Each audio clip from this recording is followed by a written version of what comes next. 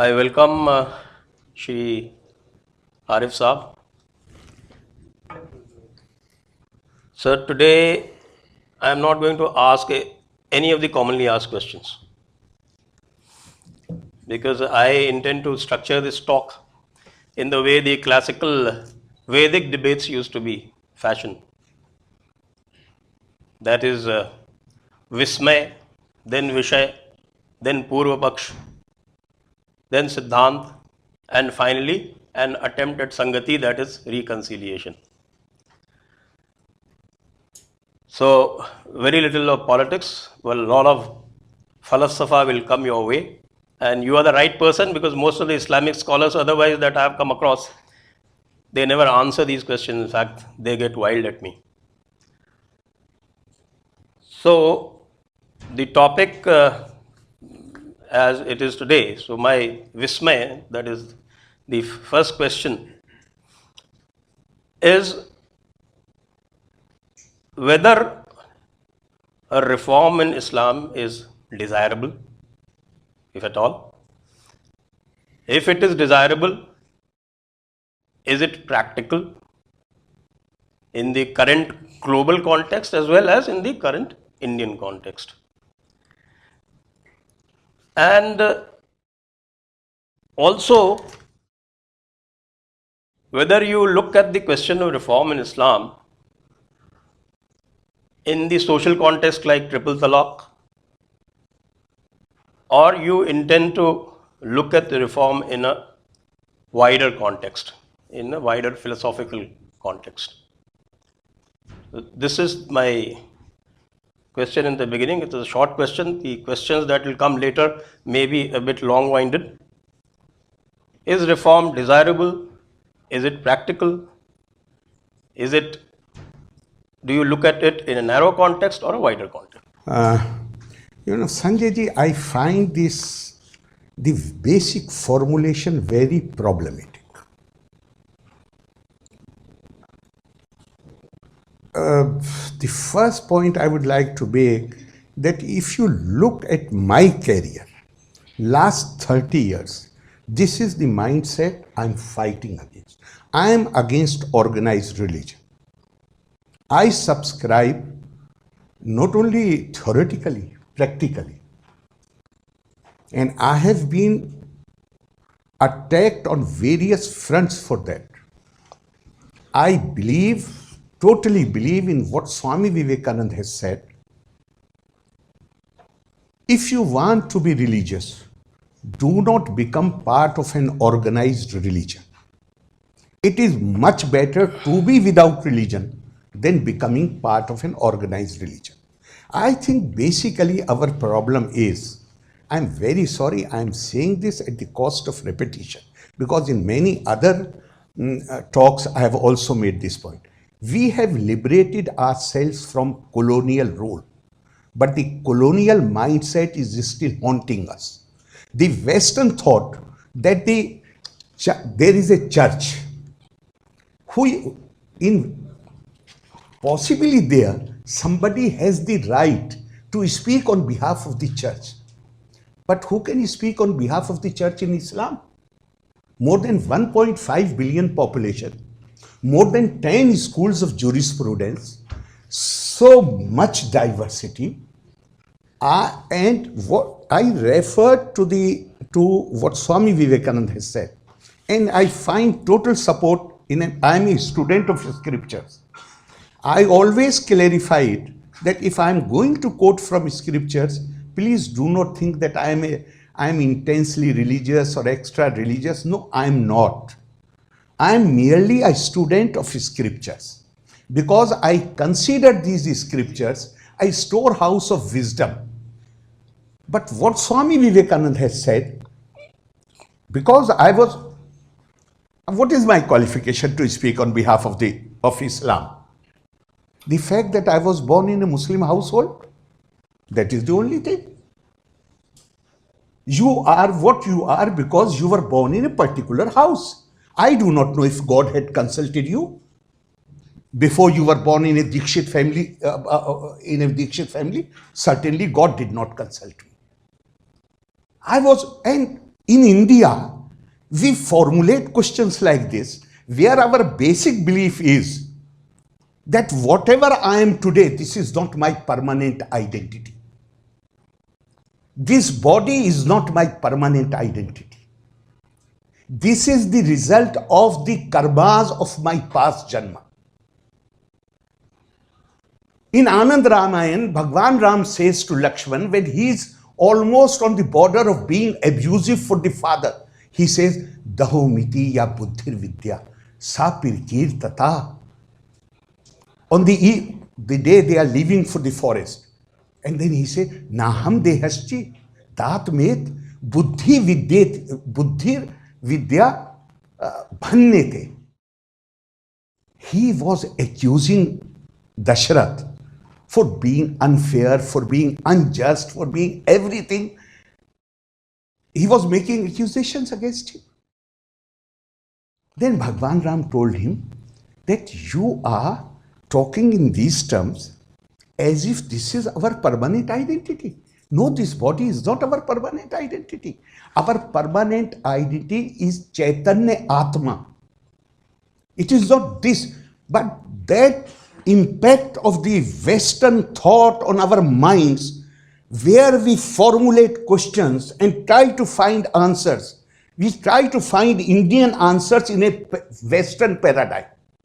I totally disagree, sir, with this formulation. I believe when Swami Vivekananda stands up in Chicago, my question is, who am I to assume? This will be mere arrogance on my part. Yes, I can give expression. Is Islam ready for reform? Who am I to speak? If you ask my personal opinion, yes, certainly I shall share that opinion. But in this formulation, I find bit of arrogance, bit of presumption, which I find highly problematic. And it betrays that Western impact on our thinking, where we try to analyze our questions and our problems in a Western paradigm, to which to me is not acceptable. And I have been fighting against it. But I was telling you, the reference, I quoted Swami Vivekananda, I find great support in a verse of the Quran. What it says? It says, Ma khalqukum wala basukum illa kanafsin wahida. Your creation and your resurrection for accountability is nothing but as an individual soul. Even if you are my source of guidance, even if I ask you questions because I feel that you are more knowledgeable, you will not be responsible for my actions. My actions, my karmas, I will be solely responsible for that. And I have often made this point, particularly in Muslim gatherings, that you want to impose your view on me. On the day of accountability, when God will ask me why you did, I'm not please, by my wordings, don't be mistaken, I'm not that kind of religious in the conventional sense of the term. Only for an argument I'm using these words. That if on the day of accountability, God will ask me, why did you do this? I will tell the God that Mr. Sanjay Dikshit, who is a great Islamic scholar, he's a Maulvi, he's Maulana, he had told me, where have I told you that you be guided by him? I have told you, Allazi khalaqani fahuwa yahdini. God has created me and God will guide me. There is no scope for the middleman. And it was this line of the Quran which had inspired an Urdu poet to say, "Kyon khaliqo makhluq mein hayal rahe parde. Pirane kalisa ko kalisa se hata do." It is, to me, religion is a matter of personal faith. And I am engaged. Today I am not feeling lonely. But I have been engaged in this fight almost alone. And my point is, the point I emphasize is that who are you if the book says that it is God who has created me and it is God who will guide me, and this is not just for me, for each one of us. If this is the position, who am I to impose my views on the others? Yes, if I set a better example, yes, if I, in the light of that, in the light of my conduct, maybe I'm able to influence some people, provided I'm leading a life which is successful in terms of being beneficial to the mankind. Because again Quran says, وَأَمَّا مَا يَنْفَعُ النَّاسَ فَيَمْكُسُ فِي الْأَرْضِ. We give long life to that which benefits mankind. And here, before I conclude, Swami Vivekananda, when he stood up in Chicago, and you may forgive me for saying so, that I read Swami Vivekananda like I'm reading a scripture. Swami, when he got up at Chicago, what he said? He said, I'm proud that I belong to this nation which gave shelter to the persecuted, this community, that community, everything. And then why we are like this? We are like this because we start every day, every morning, we start our day with the prayer. Ruchi Nam Vaichitriya Driju Kutil Nana Pajasham Nirna Meko Gamyas Tomsi Paisa Marnav If. This is our prayer. What is the prayer? All people cannot traverse the same path. Pirkirti, Mahabharata says, Pirkirti Yanti Bhutani. Quran says, Kul Kullun Yamalu ala Shakilatihi. Nature does not create duplicates. Each one of us, we have not only unique facial features, we have unique mind. We have unique way of thinking. I can't prescribe something. I can share my opinions. I can't prescribe something, and I can't speak on behalf of 1.5 billion Muslim population. After all, they are what is meant by Islam. And Swami Ramakrishna Paramahansa, Swami Vivekananda's guru, what he said? He said, Yat mat tat pat. There are as many religions in the world as there are human beings. You know, we make a trial right here in this hall. Hardly 50, 60 people are here. We give one paper to each person and we ask them to write 5 or 10 lines about their concept of God. And I bet you, if 2 persons write the same thing, then I will change my viewpoint. Everyone thinks in the manner. Swami Vivekananda emphasizes this, that one size coat cannot fit everybody. Therefore, sir, I'm sorry, I cannot. I believe in this. Ibaratuna shatta wa husnuka wahid wa kullun ila zakal jamalu yushir. The truth is one, the beauty is one, and those who know it, they describe it in various ways. Ekam sad vipra bahuda vadanti. The truth is one, it is described variously. I am nobody to speak either on behalf of Islam or Muslims or any school of jurisprudence. Yes, based on my studies, based on the understanding which nature has blessed me with, I can share my opinions with you. In India, we have the Hanafi tradition, the Hanafi school. And we have interacted with a lot of people, a lot of well-read people, well-meaning people who want to take a different point of view. But in the Hanafi tradition, taqleed is everything. So when other people, I'm not saying Arif Muhammad, when other people, well-read people, scholarly people, they take a different point of view and they are beaten down by the weight of the tradition, how can we even think in terms of reform? Is it possible? What is your opinion? Sir, my opinion is that we are a secular country, and secular not in the Western sense of the term. And the best person who can be quoted in defense of what I am saying is Pandit Jawaharlal Nehru. Why?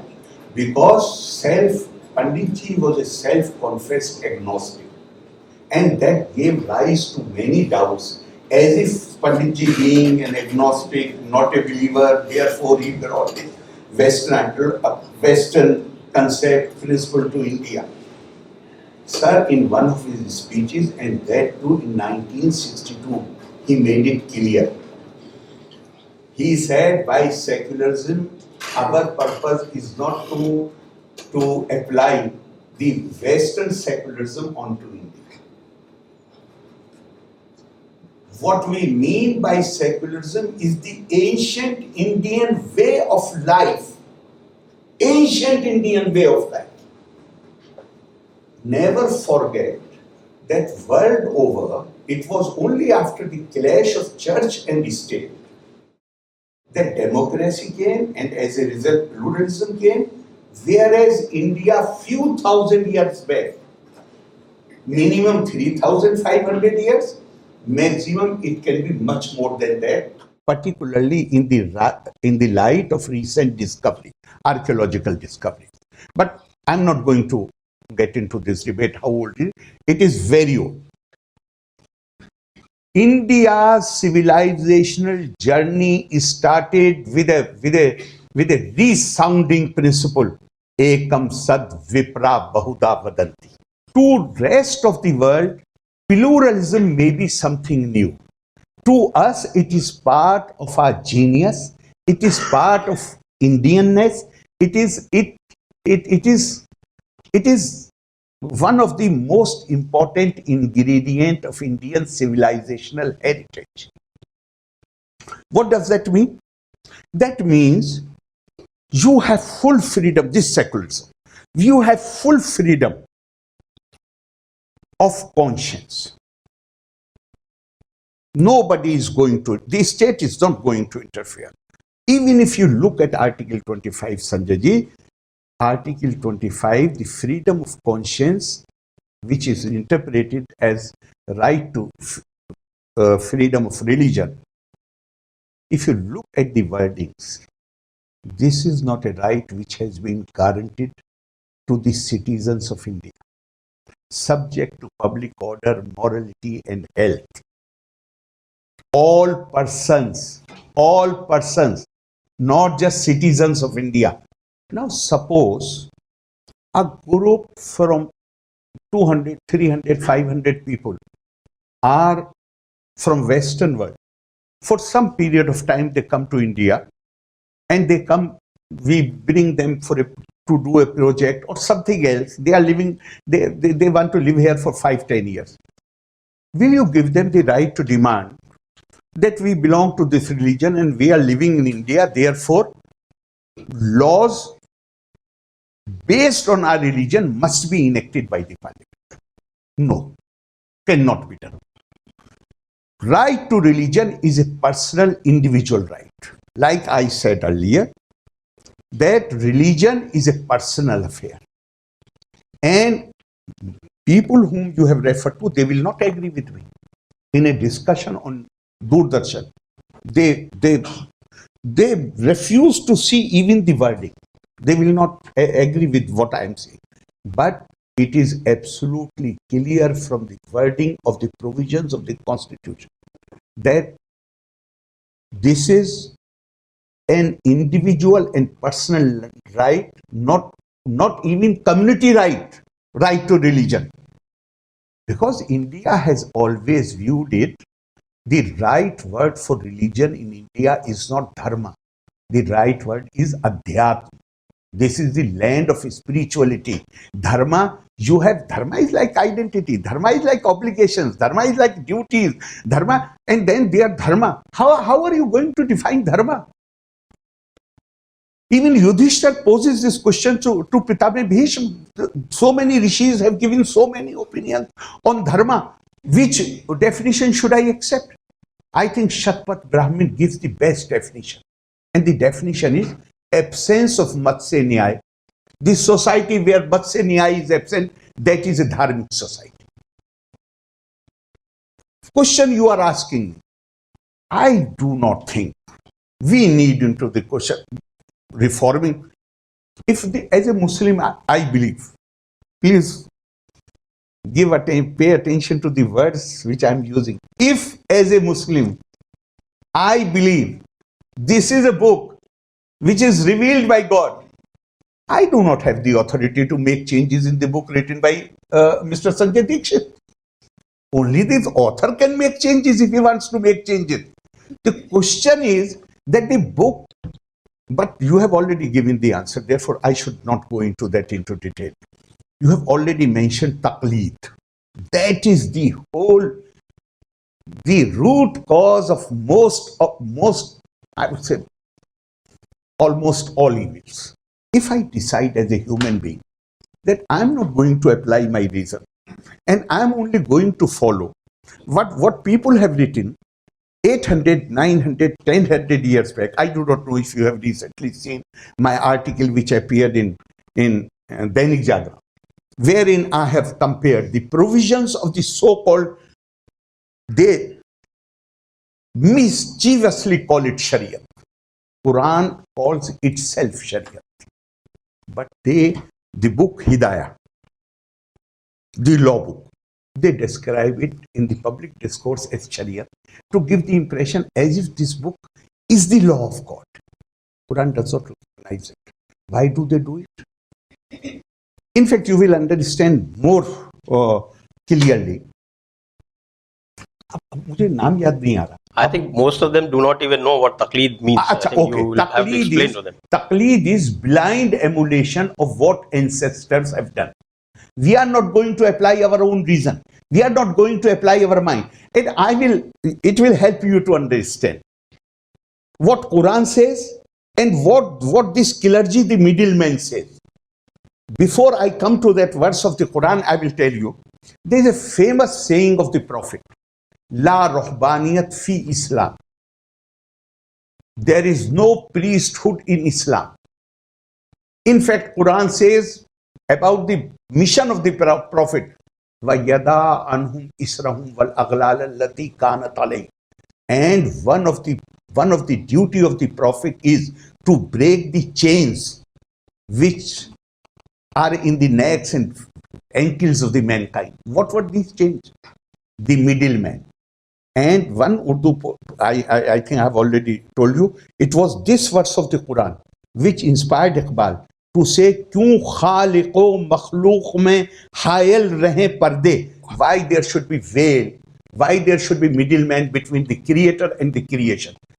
Pirane Kalisa ko, the leaders of the church, they should be removed from the scene. But unfortunately today a religion where it was part of the prophetic mission to liberate the mankind from the clutches of the clergy. Today, no religious tradition has more stronger clergy than it is found among the Muslims. But that many a time these things happen. In our own case, India, our tradition says, Aham Brahmasmi Tattvamasi. Yet we distorted this to the extent where we reduced a section of human population. They are also those in whom divinity exists, but we made them untouchables. But this is how these societies decline. This is the reason. This cannot be part of that glorious Sanatan tradition. This only indicates the reason why our society declined. Same thing has happened with every revolutionary message. So basically my point is that we should not worry too much. We should go ahead on our path and we should tell them, anybody, we should tell them this is not the job of a secular government to engage in the business of legislating laws which are rooted in religion. In fact, I had suggested at one stage that send a circular to everybody, those who consider themselves as stakeholders, and ask them that you have this, from British times, you have this personal law business. Personal laws rooted in religion. Now there are 6 schools of jurisprudence. What do you expect a magistrate to read all those tomes, read all those books to decide one case of divorce or maintenance. So tell them that we are giving you 3 months time. If you want to persist with this, then we are giving you 3 months time. You codify these laws and take two things into consideration. That your religious requirement, they can be in accordance with your religious requirement, but one condition they must fulfill, and that is they must be in accordance with the principles and spirit of the Constitution of India. And if in 3 months they give it, which they can, in my opinion, they can never do it. Why they cannot do it? Because among themselves the differences are so serious and so severe and so deep that they cannot unite. So give them 3 months, 6 months, whatever time you think is reasonable and fair. Give, and after that say, since you have not done this, it is the Indian courts which administer this law, and we don't want this state of confusion to continue. Therefore, we are going to enact a uniform civil code. The only care which we have to take is that we are not going to ask anybody in India to do anything which goes not against his religion. Anything which religion obliges you to do, we are not going to ask you not to do it. And anything which religion asks you not to do, we are not going to ask you to do. Religion is not concerned with customs, with ritual. Law is not concerned with these things. Law, under the Hindu code, well, it is not only the Hindus. Even the Sikhs are covered. The Jains are covered. The Buddhists are covered. Have we achieved the uniformity of customs, rituals, all these things? No, that is not the purpose of the law. The purpose of the law is that rights and obligations which arise as a result of a relationship, they should be same. You perform your marriage by going around the fire, you solemnize through nikah, you do it in a gurdwara, you do it in a Buddhist place of worship. That is not the concern of the law. You do whatever you want to do. Now, the only thing, one thing, if suppose law says, Uniform Civil Code says, that you cannot pay meher to your wife, that will be unfair. And that definitely law is not going to say. That if you feel, and many people feel, that that is absolute necessity, whereas practically nobody pays. That's why this dispute arises after the marriage comes under strain. But the original concept is that this money should be paid before consummation of the marriage.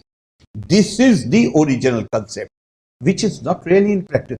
But I'm only giving as an example that this Uniform Civil Code will not have a provision which will bar a Muslim from paying meher to his wife.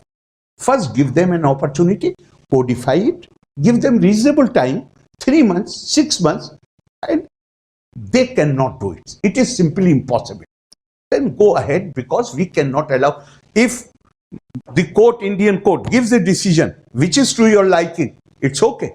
If it is not to your liking, then you accuse me of interfering in your religion. How long this thing will continue? Sir, this is my view, and this is not a new view. I have been speaking on this since last, not many years, many decades. Anyway, when I asked a question about taqleed, about taqleed, just a minute, please. Taqleed, on taqleed.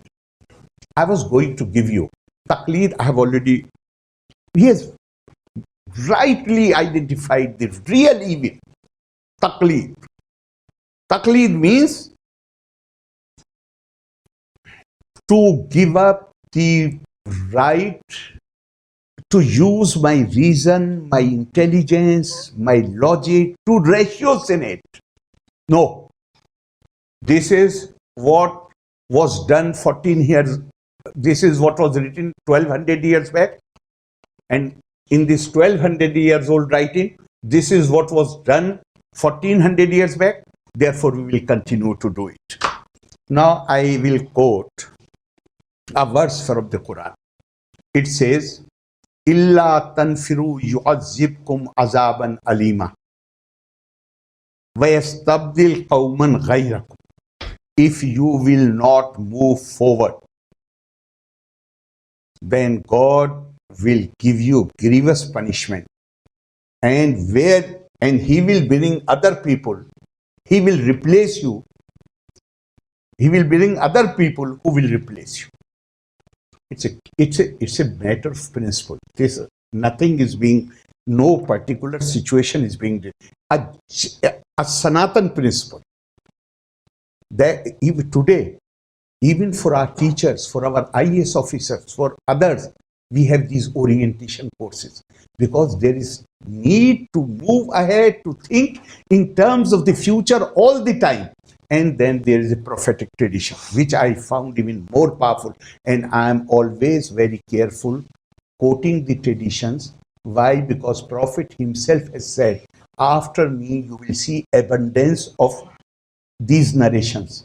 Whenever you hear one, test it on the yardstick of Quran. It is, if it is in accordance with the Quran, then accept it that I have said it.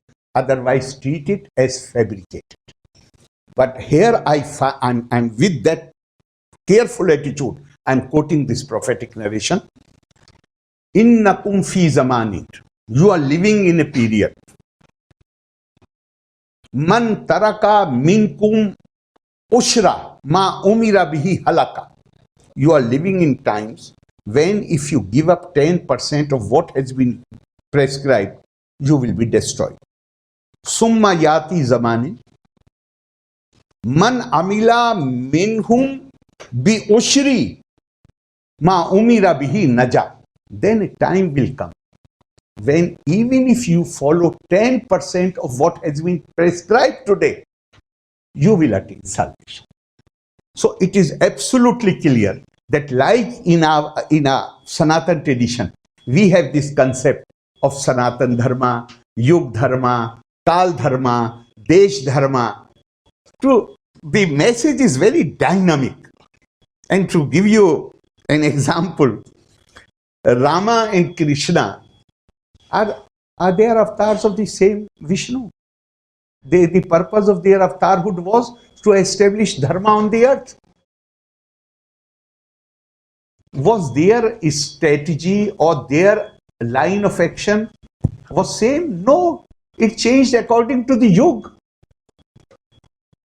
Ram was in Dwapar, Treta. Krishna was in Dwapar. So a Hindi poet has said, Ram, Maryada Purushottam, एक बाणी, एक वचनी, एक पत्नी. कृष्ण लीला पुरुषोत्तम, माखन चोर, चित चोर, run चोर. The strategy to establish dharma. Dharma does not mean religion. Dharma means what I totally agree. It is not only RSS which says it is way of life. Even Pandit Jawaharlal Nehru has said this, that it is way of life. It is not merely performance of certain rituals. Establishment of that dharma. Dharma means righteous conduct. Dharma means obligations. Dharma means even your identity, which is determined by your actions. On dharma, I've already told you about Shatpat Brahmin, but I find this very beautiful and enchanting rather.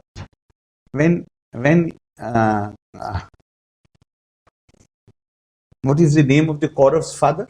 Dhritarashtra. Dhritarashtra, Gandhari and Kunti has also accompanied them. They are going to the forest. Pandavas are very unhappy. They are crying. They are pleading with them, particularly with their mother, not to go to the forest. But they stick by their decision. Then these 5 Pandavas, they march with them some distance to say goodbye to them. After reaching a particular point, Kunti stops and addresses Yudhishthir. She says, Nirvaswa Puru Shresht, Bhim Siya Dibhi Saha, धर्मेते ध्यातम बुद्धि मन सते महदस्तुचा.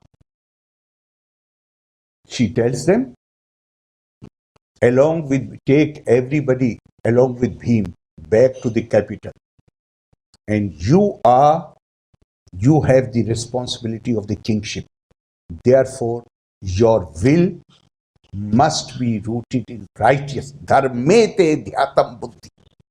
Mansate mahdastucha. And your mind and heart should be big. This bigness of the mind, this bigness of the heart, this breath, this is what dharma means.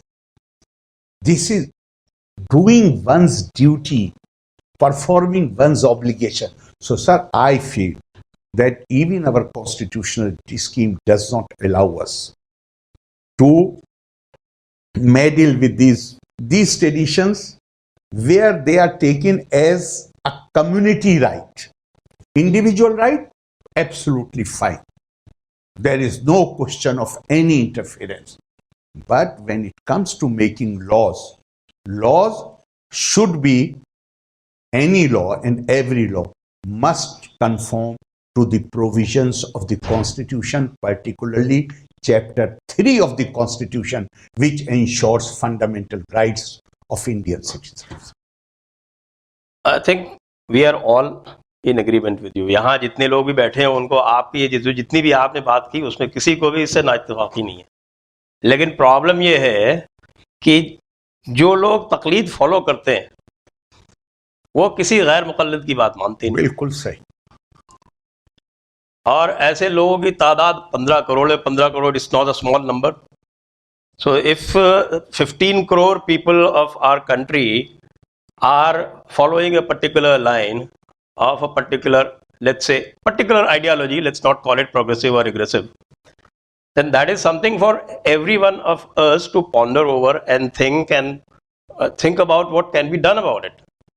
Again, your personal opinion I am asking. बिल्कुल सही sir, बिल्कुल सही. और and I must say ये है चीज जिसको discuss किया जाना चाहिए. और ये है चीज है जिसने, अब आपने हिंदी में सवाल पूछा है, मेरी पार्लियामेंटेरियन के नाते ट्रेनिंग है कि जिस भाषा में सवाल पूछा जाएगा अगर वो भाषा मुझे आती है तो मैं उस पर जवाब दूंगा. मुझे पता है कि आप हिंदी उर्दू से अच्छी बोल लेते हैं. तो अब मैं इसका जवाब आप सबसे, if there is anybody in this audience which has difficulty in understanding Hindi, I shall translate for him into English. Is there anybody? No. So let me, this answer I would like to give in Hindi. जो चीज आपने point out की है, ये चीज है जिसने अल्लामा इकबाल को ये कहने पे मजबूर किया. You know, I am not a great admirer of his poetry. Let me make it clear. And शिकवा या जवाब शिकवा? नहीं, जनरली आई एम नॉट. चूंकि वहां पे मुझे वो चीज नजर आती है जरा कि ताली बजवाने वाली के लिया जाएगा तो इससे काम दुनिया की इमामत का, तो मैं I am not a great. इमामत का काम इस बुनियाद पे नहीं होता है कि कौन किस घर में पैदा हुआ है. इमामत कहते हैं लीडरशिप को.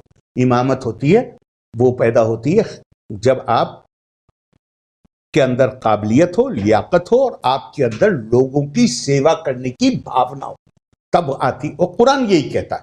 लेकिन उन्होंने कहा है कि साहब हमसे ही काम लिया जाएगा कि हम दुनिया को लीड करेंगे. तो मुझे वो बहुत अपील. मेरे फादर मुझसे नाराज हो जाते जब मैं कहता था, उनको बताता था कुछ, लेकिन एक चीज का मैं उनकी बड़ा एडमायर,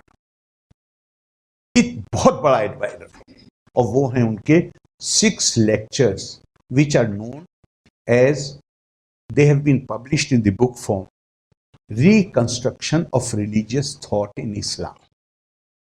और सारा एम्फेसिस उसमें, और वो उनका, मैं मानता हूं कि वो जिंदा रहने वाला कारनामा है.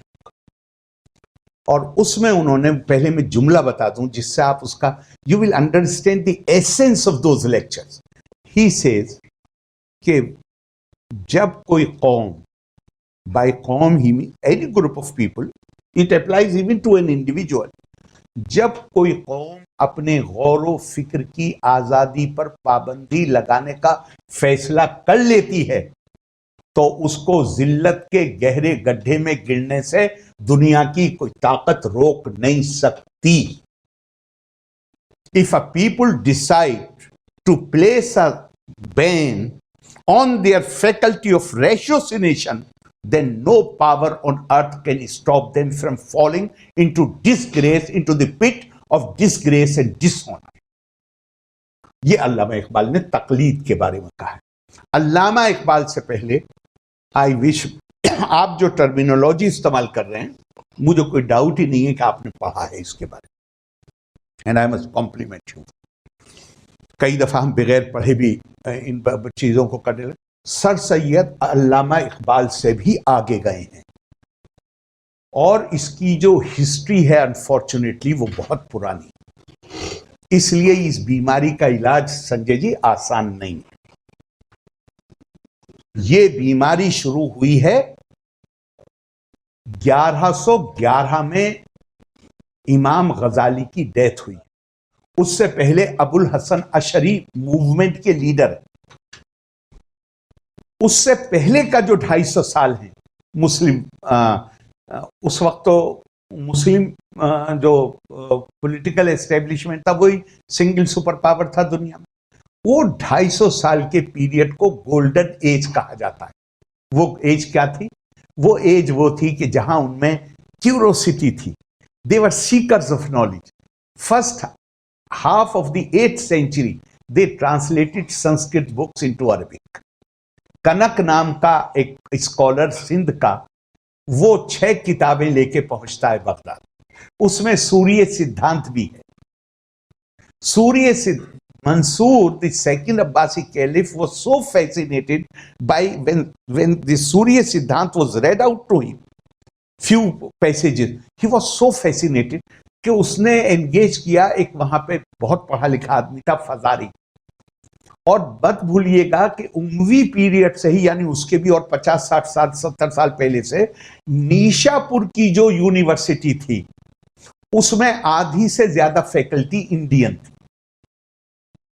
अब्बासियों का तो एक फैमिली जिसने अब्बासियों को बहुत प्राइम मिनिस्टर दिए हैं, बात को उनको बहुत बुरा हाल हुआ उनका, उनको आमतौर से ईरानी कहा जाता है, लेकिन वो ईरानी नहीं थे, वो हिंदुस्तानी थे।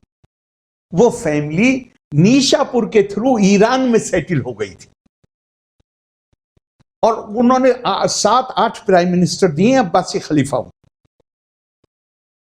बर्मकी, अब याद आ गया मुझे, बर्मकी फैमिली जो है, बर्मकी फैमिली आमतौर से it is understood that they were of Irani origin, they were not of Irani origin. So many authors have written, Syed Suleman Nadvi has written that they were not Iranians.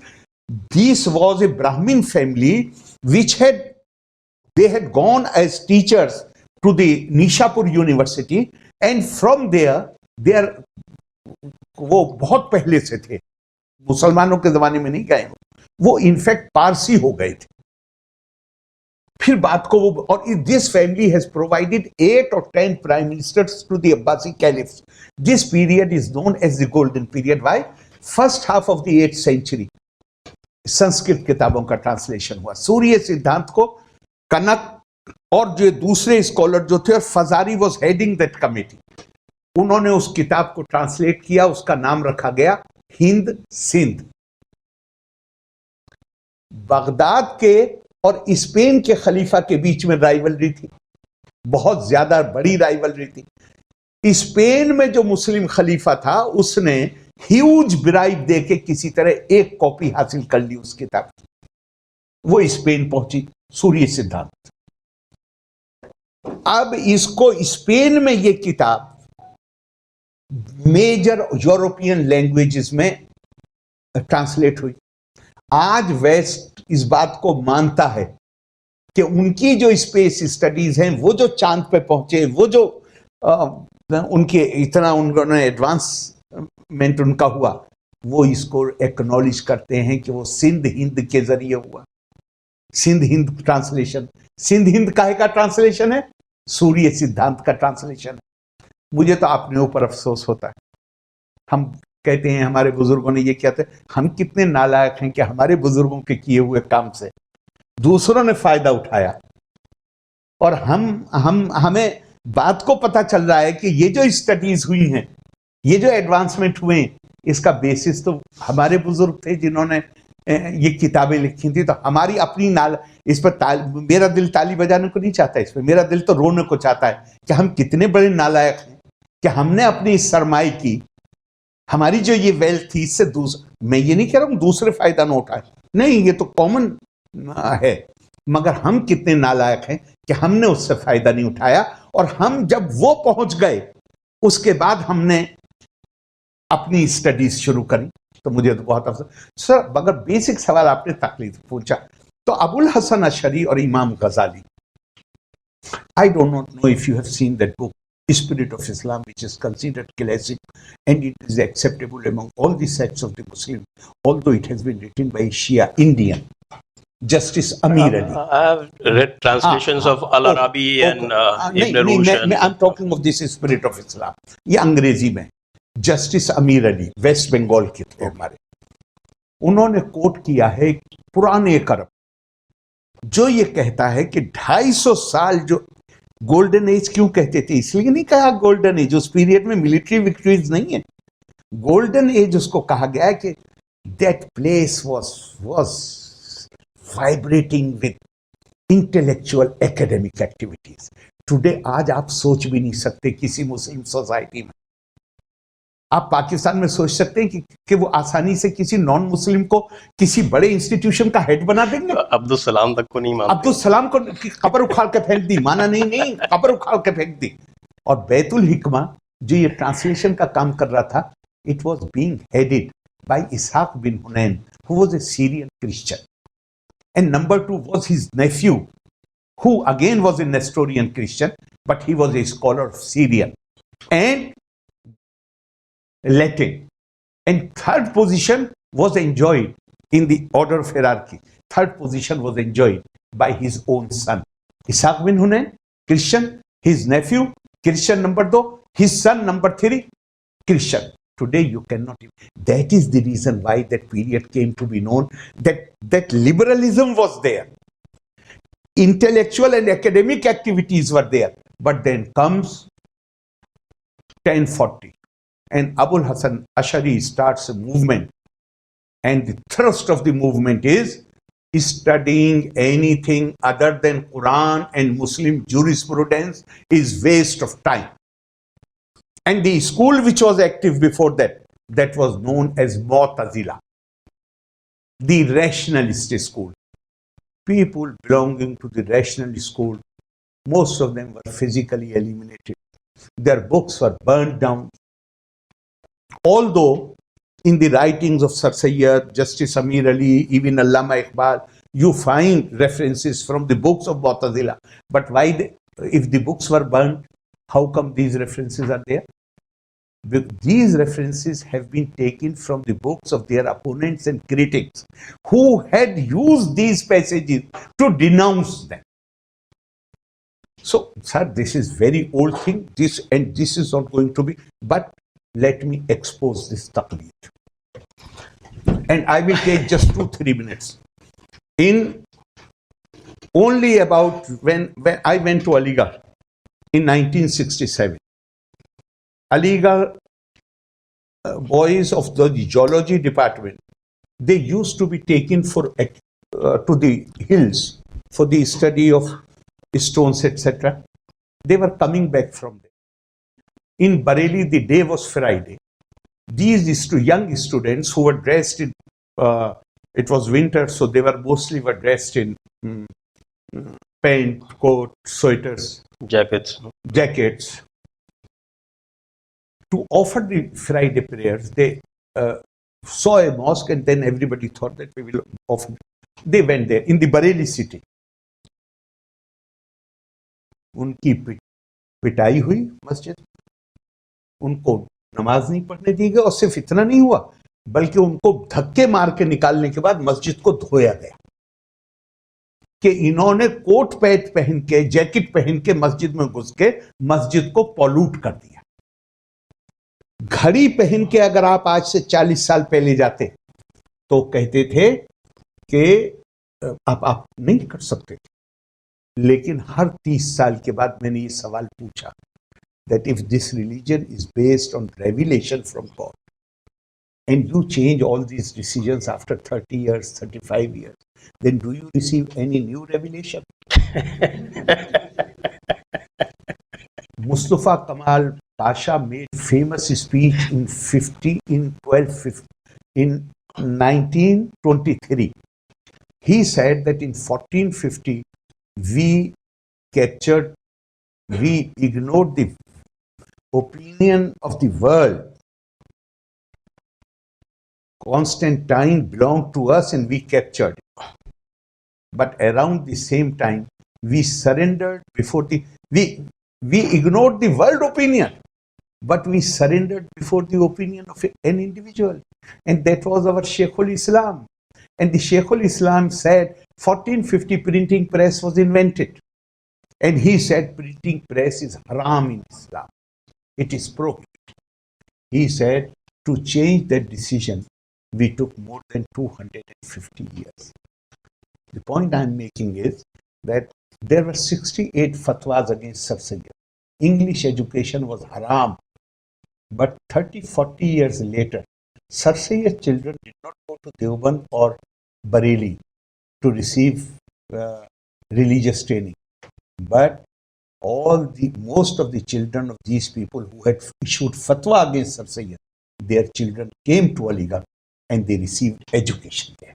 So when it comes to their own interest, they, for instance, Taqleed mostly you have referred to, because in India, most of the Muslims are Hanafi. You made that point. Yes. It was the firm opinion in the light of many verses of the Holy Quran. It was firm opinion of Imam Abu Hanifa that you cannot charge fee for religious education. And these people, He himself never charged. and this was his fatwa. They all call themselves Hanfi. They stick to the principle of Taqleed because we are Hanfi. But they refuse to accept that fatwa because everyone draws salary.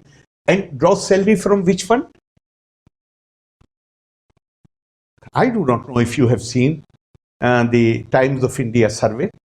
Muslims of India every year contribute 45 to 55,000 crore rupees as zakat.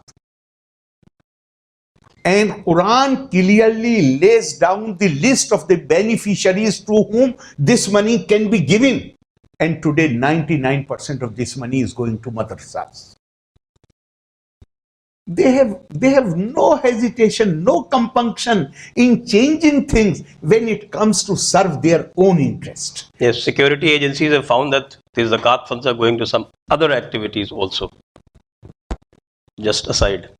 I do not know about the other activities, but the activities... So let us move on. Let me complete this. The activities in which they are publicly engaged, we have no idea how much harm that activity is doing.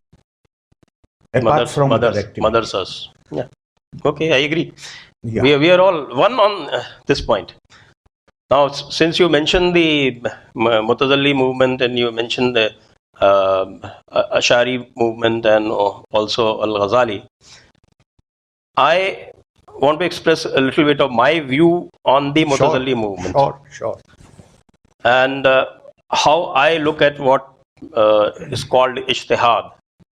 And of course, the Ijtihad that was also carried out by, as you rightly mentioned, by Sir Sayyid and also Allama Iqbal. But that was mostly confined to social practices and attitude to science. But I think my opinion is that the Mutazalli movement went far beyond that. Far beyond that. Why? Because they address the fundamentals, and the fundamentals, when I talk about religions, in fact, I have written a long series called All Religions Are Not the Same. And the fundamentals of the religions where they differ are, firstly, the first and foremost point is the concept of time. And the concept of time, when the Abrahamic religions began, it was not linear as it is now. The Mutazallis recognized that, and the Mutazallis actively practiced what is called the cyclical time and also practiced immanence. that concept of what they call anai haq, I am the truth, immanence, the divine is within me. So that the divine is within you is a byproduct of cyclical time, and it's a byproduct of what is called multi-valued logic. What Al-Ghazali did was to create the Asharite movement and Al-Ghazali, because Al-Ghazali is credited with bringing in that concept of what is called the broken time, the ontologically or metaphysically broken time, that the Allah is creating the universe every minute or every moment. We do not even know. In fact, when Ibn Rushd and others, they made fun of Al-Ghazali, and when he wrote his Tahaffuz-e Falsafa, and then Ibn Rushd wrote Tahaffuz-e Tahaffuz. Yes. Al-Arabi came with his Wahadud-e Wajud and all those concepts, and there was that beef about 200-year period when there was this Falsafa versus your Al-Ghazali movement, the Ash'ari movement. That conflict was going on. It was at that time that Taqleed became current, because the immanence of divine within was taken away by the Ash'aris, and the Al-Ghazali became the foremost philosopher of that particular philosophy. And he created that separateness of God from universe, separateness of Allah from individual. It got embedded, it got affirmed by Ibn Taymiyyah in the 13th century. And finally what happened was that this Mutazili and later on what became the Falsafa and the Tahqiqi movement, they were totally killed off around the 13th, 14th century, and that is when people say, I think the Islamic researchers say that the Dark Ages began. And the Taqleed became firmly embedded, and that Taqleed has not been loosened ever since. So that is my view. I would like to have your opinion. I agree with you. That is how this whole establishment is working. The point I was making, I made earlier was that whenever it came to serve their own interest, they never hesitated from departing that rule of Taqleed, provided it served this interest of the clergy. So they always departed. But for others, even in the field of personal law, 1937, Britishers, since 1206, when the first Muslim king came to India, 1206. No. That is Earlier people came. One who established the structure in Delhi and established the Muslim the government. I think it is around 1206 or somewhere. I know about that 11 thing I know, but who tried to create institutions of the government? Since then, what was the judicial system in India? A Qazi, assisted by a Pandit, they made the Indian courts, and Britishers continued with this system. After the British Crown took over the administration of India, from 1860, modernization, as it happened in other areas, judiciary modernization also started. Now this clergy felt very upset. Why? Because there has been a tacit understanding between Muslim rulers and the clergy that we will rule the dominion, you administer the justice on the condition that you will not arraign us. I mean, you will not entertain any complaint against the rulers or the ruling class. That has been the tacit understanding. So these people, they were the shareholders, they were the stakeholders in the power structure. Now they felt threatened because Britishers started appointing judges who were supposed to administer these modern laws. So in order to ensure that there is not too much dissatisfaction, these people were given the assurance that forget about the other laws, but in personal law matters, we will make law based on religion for every community. Fine. These people were hoping in 1937 that when personal law based on religion will be enacted, then at least in this particular field, they will be given the authority to be judges of these cases. But Britishers said, no, we will make the law, but we are not going to appoint Qazis. The Qazi Act, which they later erected, government made it clear, we are not going to appoint any Qazi even for the purpose of solemnization of the marriage. You can appoint yourself. We will only recognize you. And we can recognize more than 2 Qazis in every city. 1 Qazi, 2 Qazi, 3 Qazis. We can do that. Why? Because we do not want to hand over judicial powers to you. 1937, now I'm coming to Taqleed. In Punjab, there were about 18 or 20 Muslim women who had gone to the court seeking divorce from their husband. In some cases, husband had disappeared. Now, according to the Hanfi law, in the case of the disappearance of a husband, the woman has to wait for 96 years. 96 years. And law as it has been drafted by these people, in theory, woman has the right of khula, but in practice, it is almost impossible. And these women belong to the elite Muslim families. They were not ordinary women. What they did? There was one safe device. If you change your religion, the marriage will be dissolved automatically. So all these 18 or 20 women, they said, we are embracing Christianity. Why Christianity? You can raise this question, why Christianity? Yes. Why Christianity? We can understand. Because if Christians were ruling this country, so the mullah did not have the guts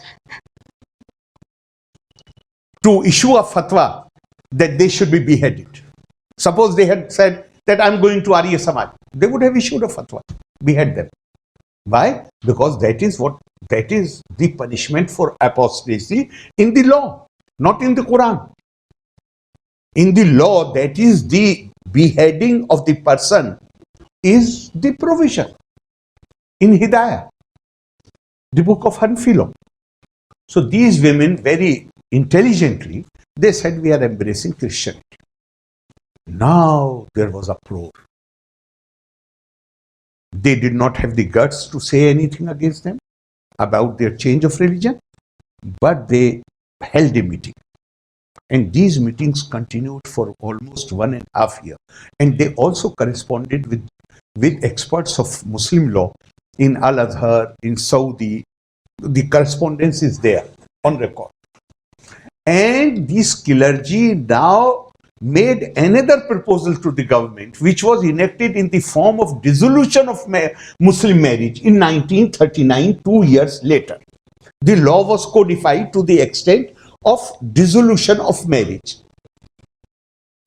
And what was the new provision? The new provision was that the judge was given the authority. The basic rule was, because there is no uniform Islamic law. In fact, this is mistakenly called Islamic law. This is Hanfi law, Malki law, Shafi'i law. There is no uniform Islamic law. There are 6 schools of jurisprudence among the Sunnis and almost same number among the Shias. And then there are other schools of jurisprudence. So what they did?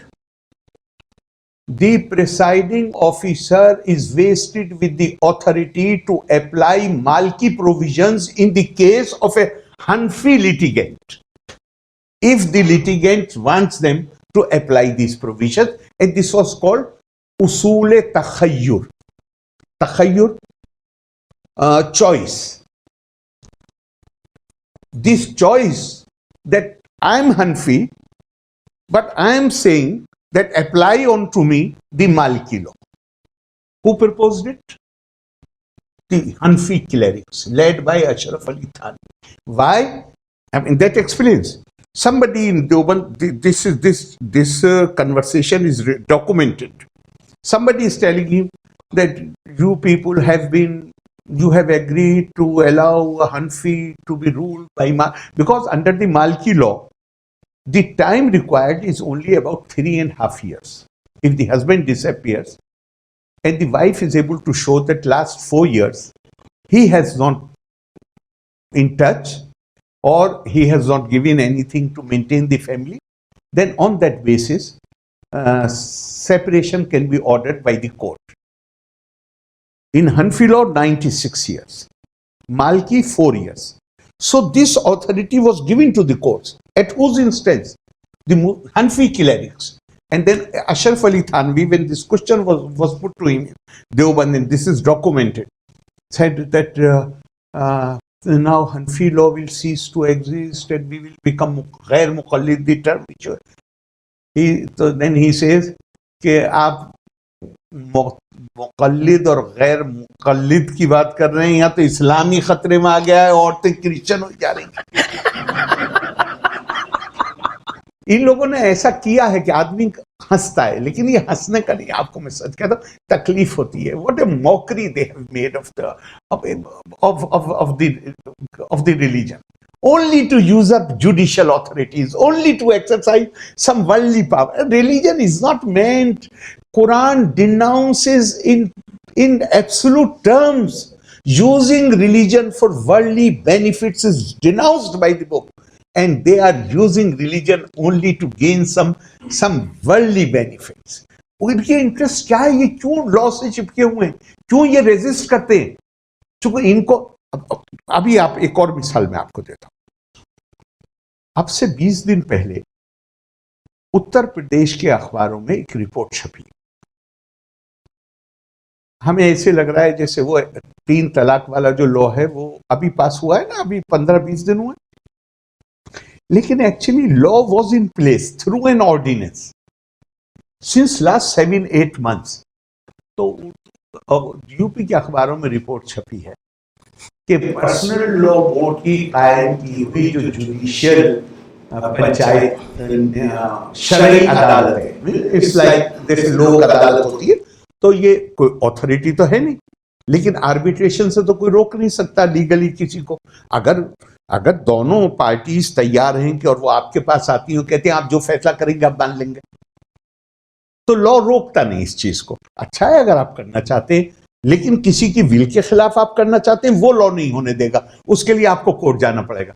तो इन्होंने अदालतें कायम कर रखी हैं और ये मुसलमानों को ये इंप्रेशन देते हैं शरई अदालत में आई, क्यों? ताकि ये अथॉरिटी एक्सरसाइज कर सके। तो रिपोर्ट छपी है अखबारों में यूपी के कि लखनऊ और कानपुर में पर्सनल लॉ बोर्ड के जरिए कायम की हुई शरई अदालतों के पास पिछले 8 महीने से कोई काम है ही नहीं।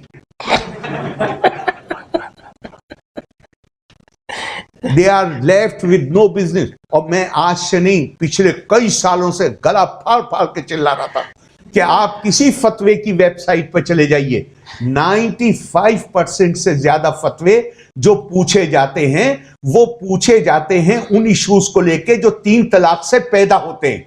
इसी में बार बार कहता था कि ये 3 तलाक के डिफेंस में नहीं लड़ रहे हैं, ये अपनी नौकरी बचाने की लड़ाई लड़ रहे हैं।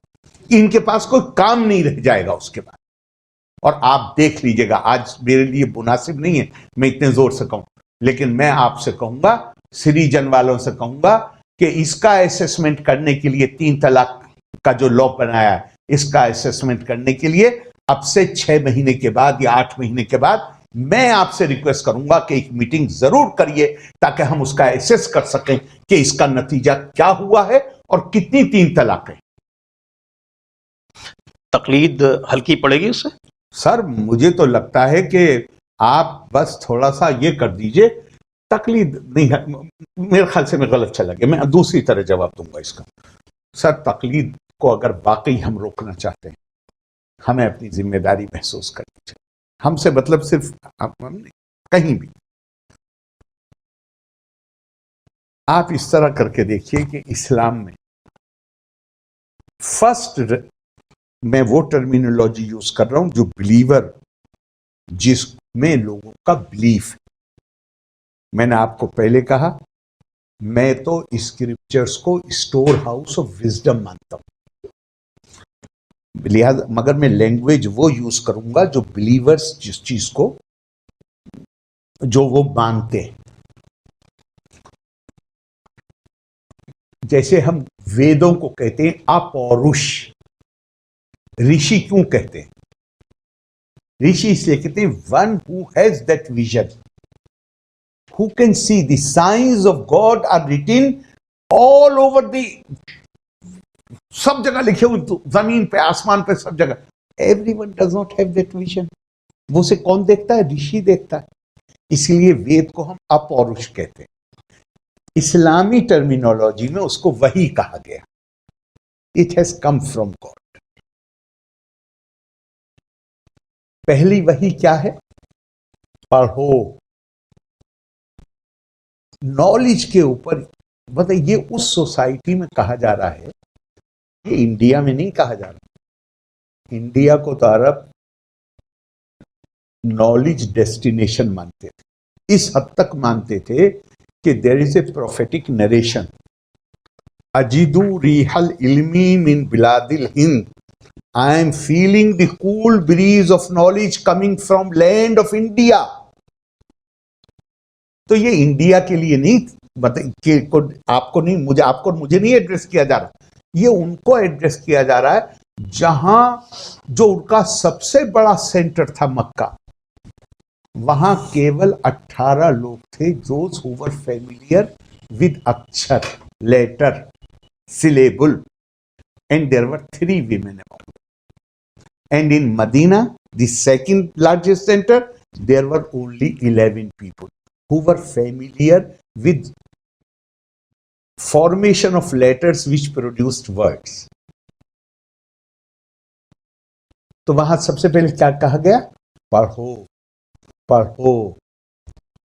कुरान में 700 से ज्यादा वर्सेस हैं जिसमें एक्विजिशन ऑफ नॉलेज, सोचो, गौर करो, रिफ्लेक्ट। मैं आपको एक बताता हूं, आपको बहुत मतलब सुन के लगेगा कि कितनी इंपॉर्टेंस दी गई। अफला यंजुरून इलल इब्ल कैफ खुलिकत, क्या कभी तुम गौर करते हो कि हमने ऊंट को कैसे बनाया है? अब मैं आपसे पूछो, किसी से भी पूछता हूं, इसका क्या मतलब? अगर ये ज़ूलॉजी पढ़ने के लिए नहीं कहा जा रहा तो क्या कहा जा रहा है? इलल जिबाल कैफ नुसिबत, हमने पहाड़ों को कैसे एस्टेब्लिश किया? इलल अर्द कैफ सुतिहत, how we have made the earth plain. और एक जगह नहीं है, जगह अकल इस्तेमाल। अभी तकलीद बात करें, तकलीद का मतलब है अकल इस्तेमाल नहीं करनी। और कुरान कहता है अफला यतदब्बरून कुरान अम अला कुलूबिन अक़फ़ालुहा, तुम इस किताब में गौर व खौस करते हो या नहीं करते?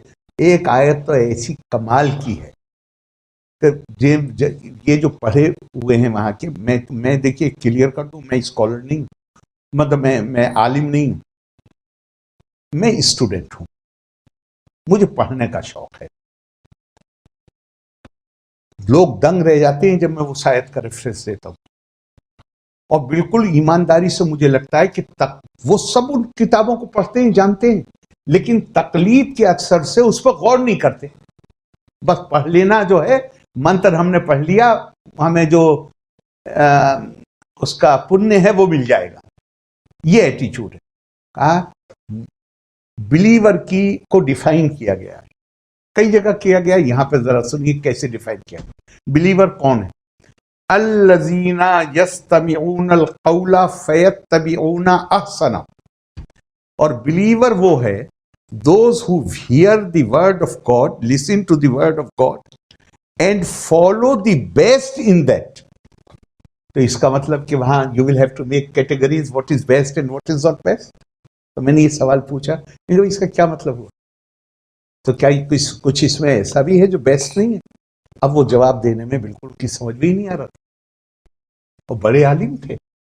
मैंने कहा सर मैं इजाजत दें, मैं बताऊं कि मेरी क्या समझ है?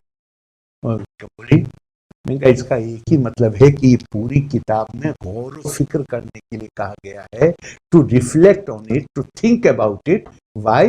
Because everything in every period is not applicable on everybody. You have to reflect in it, you have to think in it, you have to apply your mind to ratiocinate. Why? Find some things which are applicable to you, to the times in which you are living, to the place where you are living.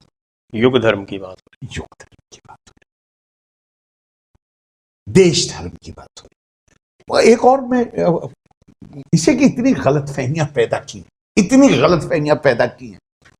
To nation theory, religion से मेरी राष्ट्रीयता कौन बनाएगा? मेरा religion बनाएगा। मैं London में था, टीवी खोला, मौलाना असरार, आपने तो सुना होगा, पाकिस्तानी मौलाना असरार, बड़ी लंबी सी दाढ़ी, खिलाफत कायम करना चाहते थे मौलाना असरार अहमद साहब। वो कुरान की तफसीर कर रहे थे, मैंने उन्हें सुना। कोई मतलब नहीं, मैं तो ऐसे ही चूंकि मैं पढ़ता हूं तो मैंने कहा देखूं ये क्या बोल रहे हैं, तो मैं सुनने लगा। उन्होंने मौलाना आजाद के लिए बहुत खराब अल्फाज इस्तेमाल किए, इतना क्रिटिसाइज। मौलाना आजाद जैसे नाबगाए रोजगार कहती जीनियस को, मौलाना आजाद जैसे नाबगाए रोजगार को भी गलत फहमी हो गई कि हिंदू और मुसलमान मिलकर एक कौम बच सकते हैं,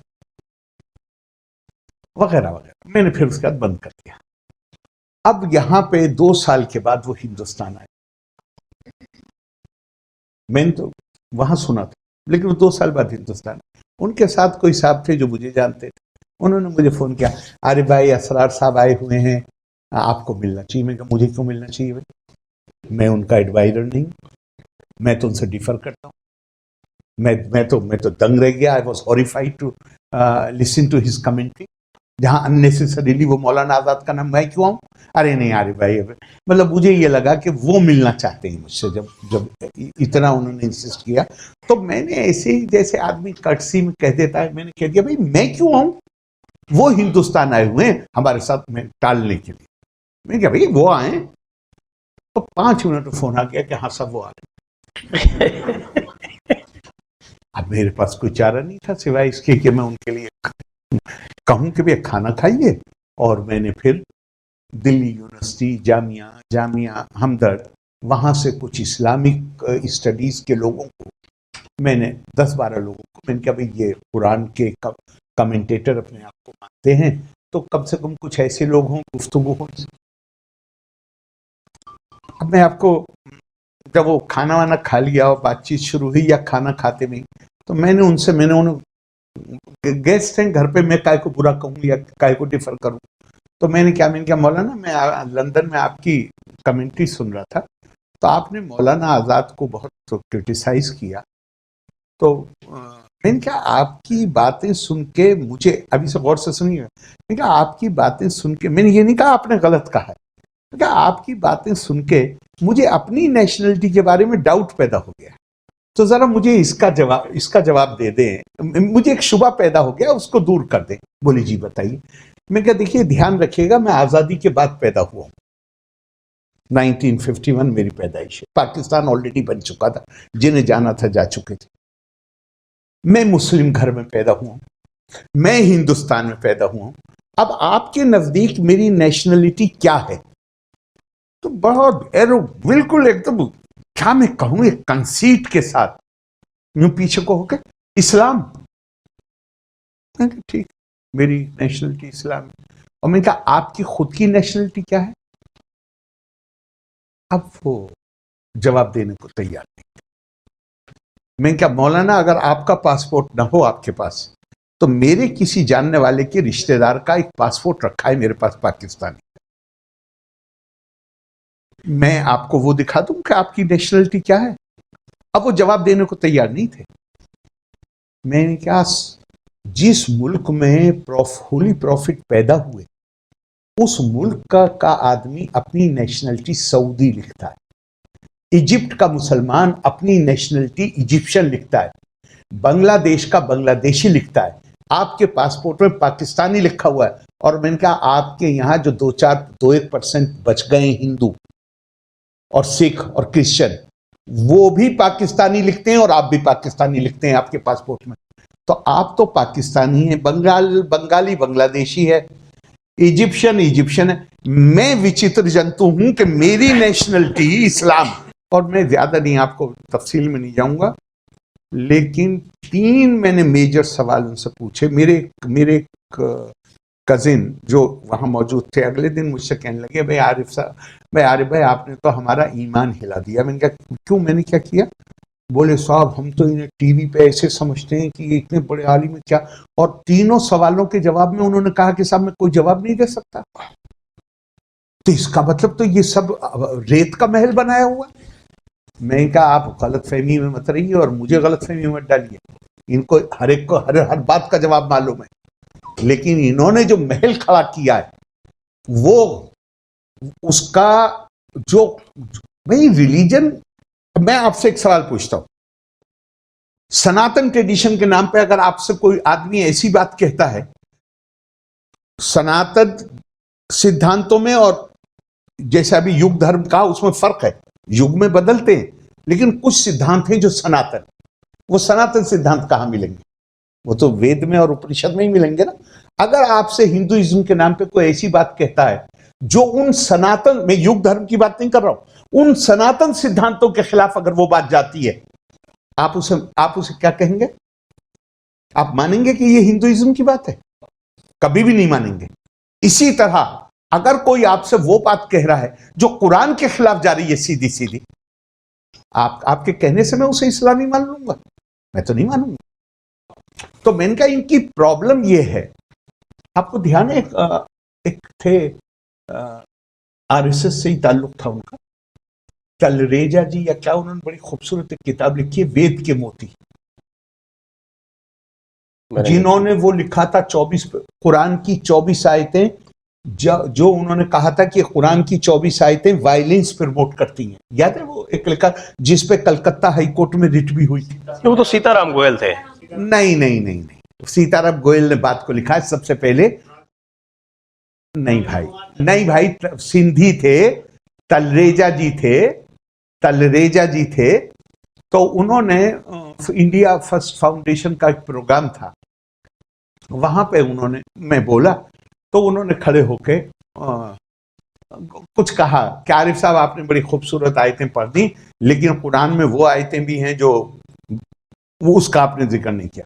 तो दीनानाथ मिश्रा जी ने मेरे कान में आके कहा, अब वो बेचारे नहीं रहे, लिया तो मुझे कहना नहीं चाहिए। उन्होंने कहा आरिफ साहब जवाब देने की जरूरत नहीं है, यहाँ सब्जेक्ट पे बात होगी।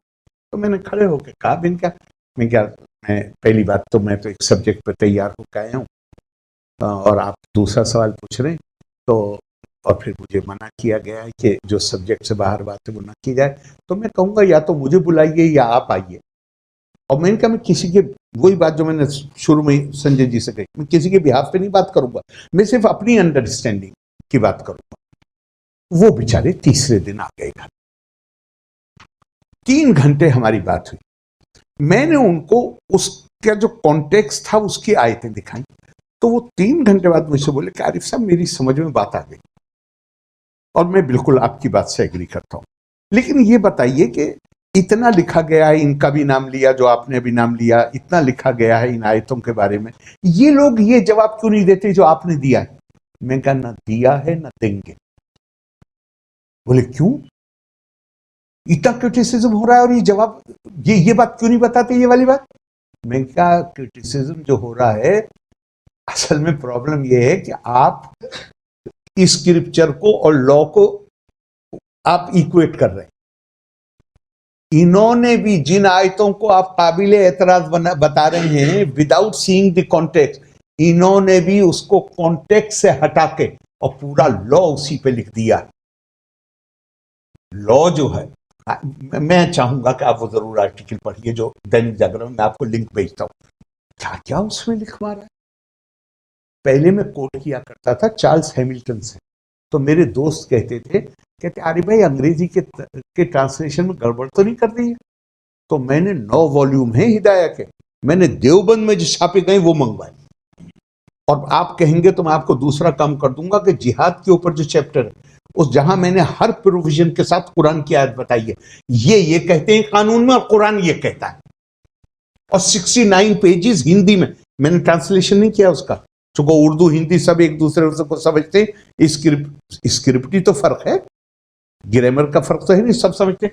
मैंने सिर्फ उसको हिंदी लिपि में कर दिया, वो भी मैं आपको भेज दूं। बिल्कुल।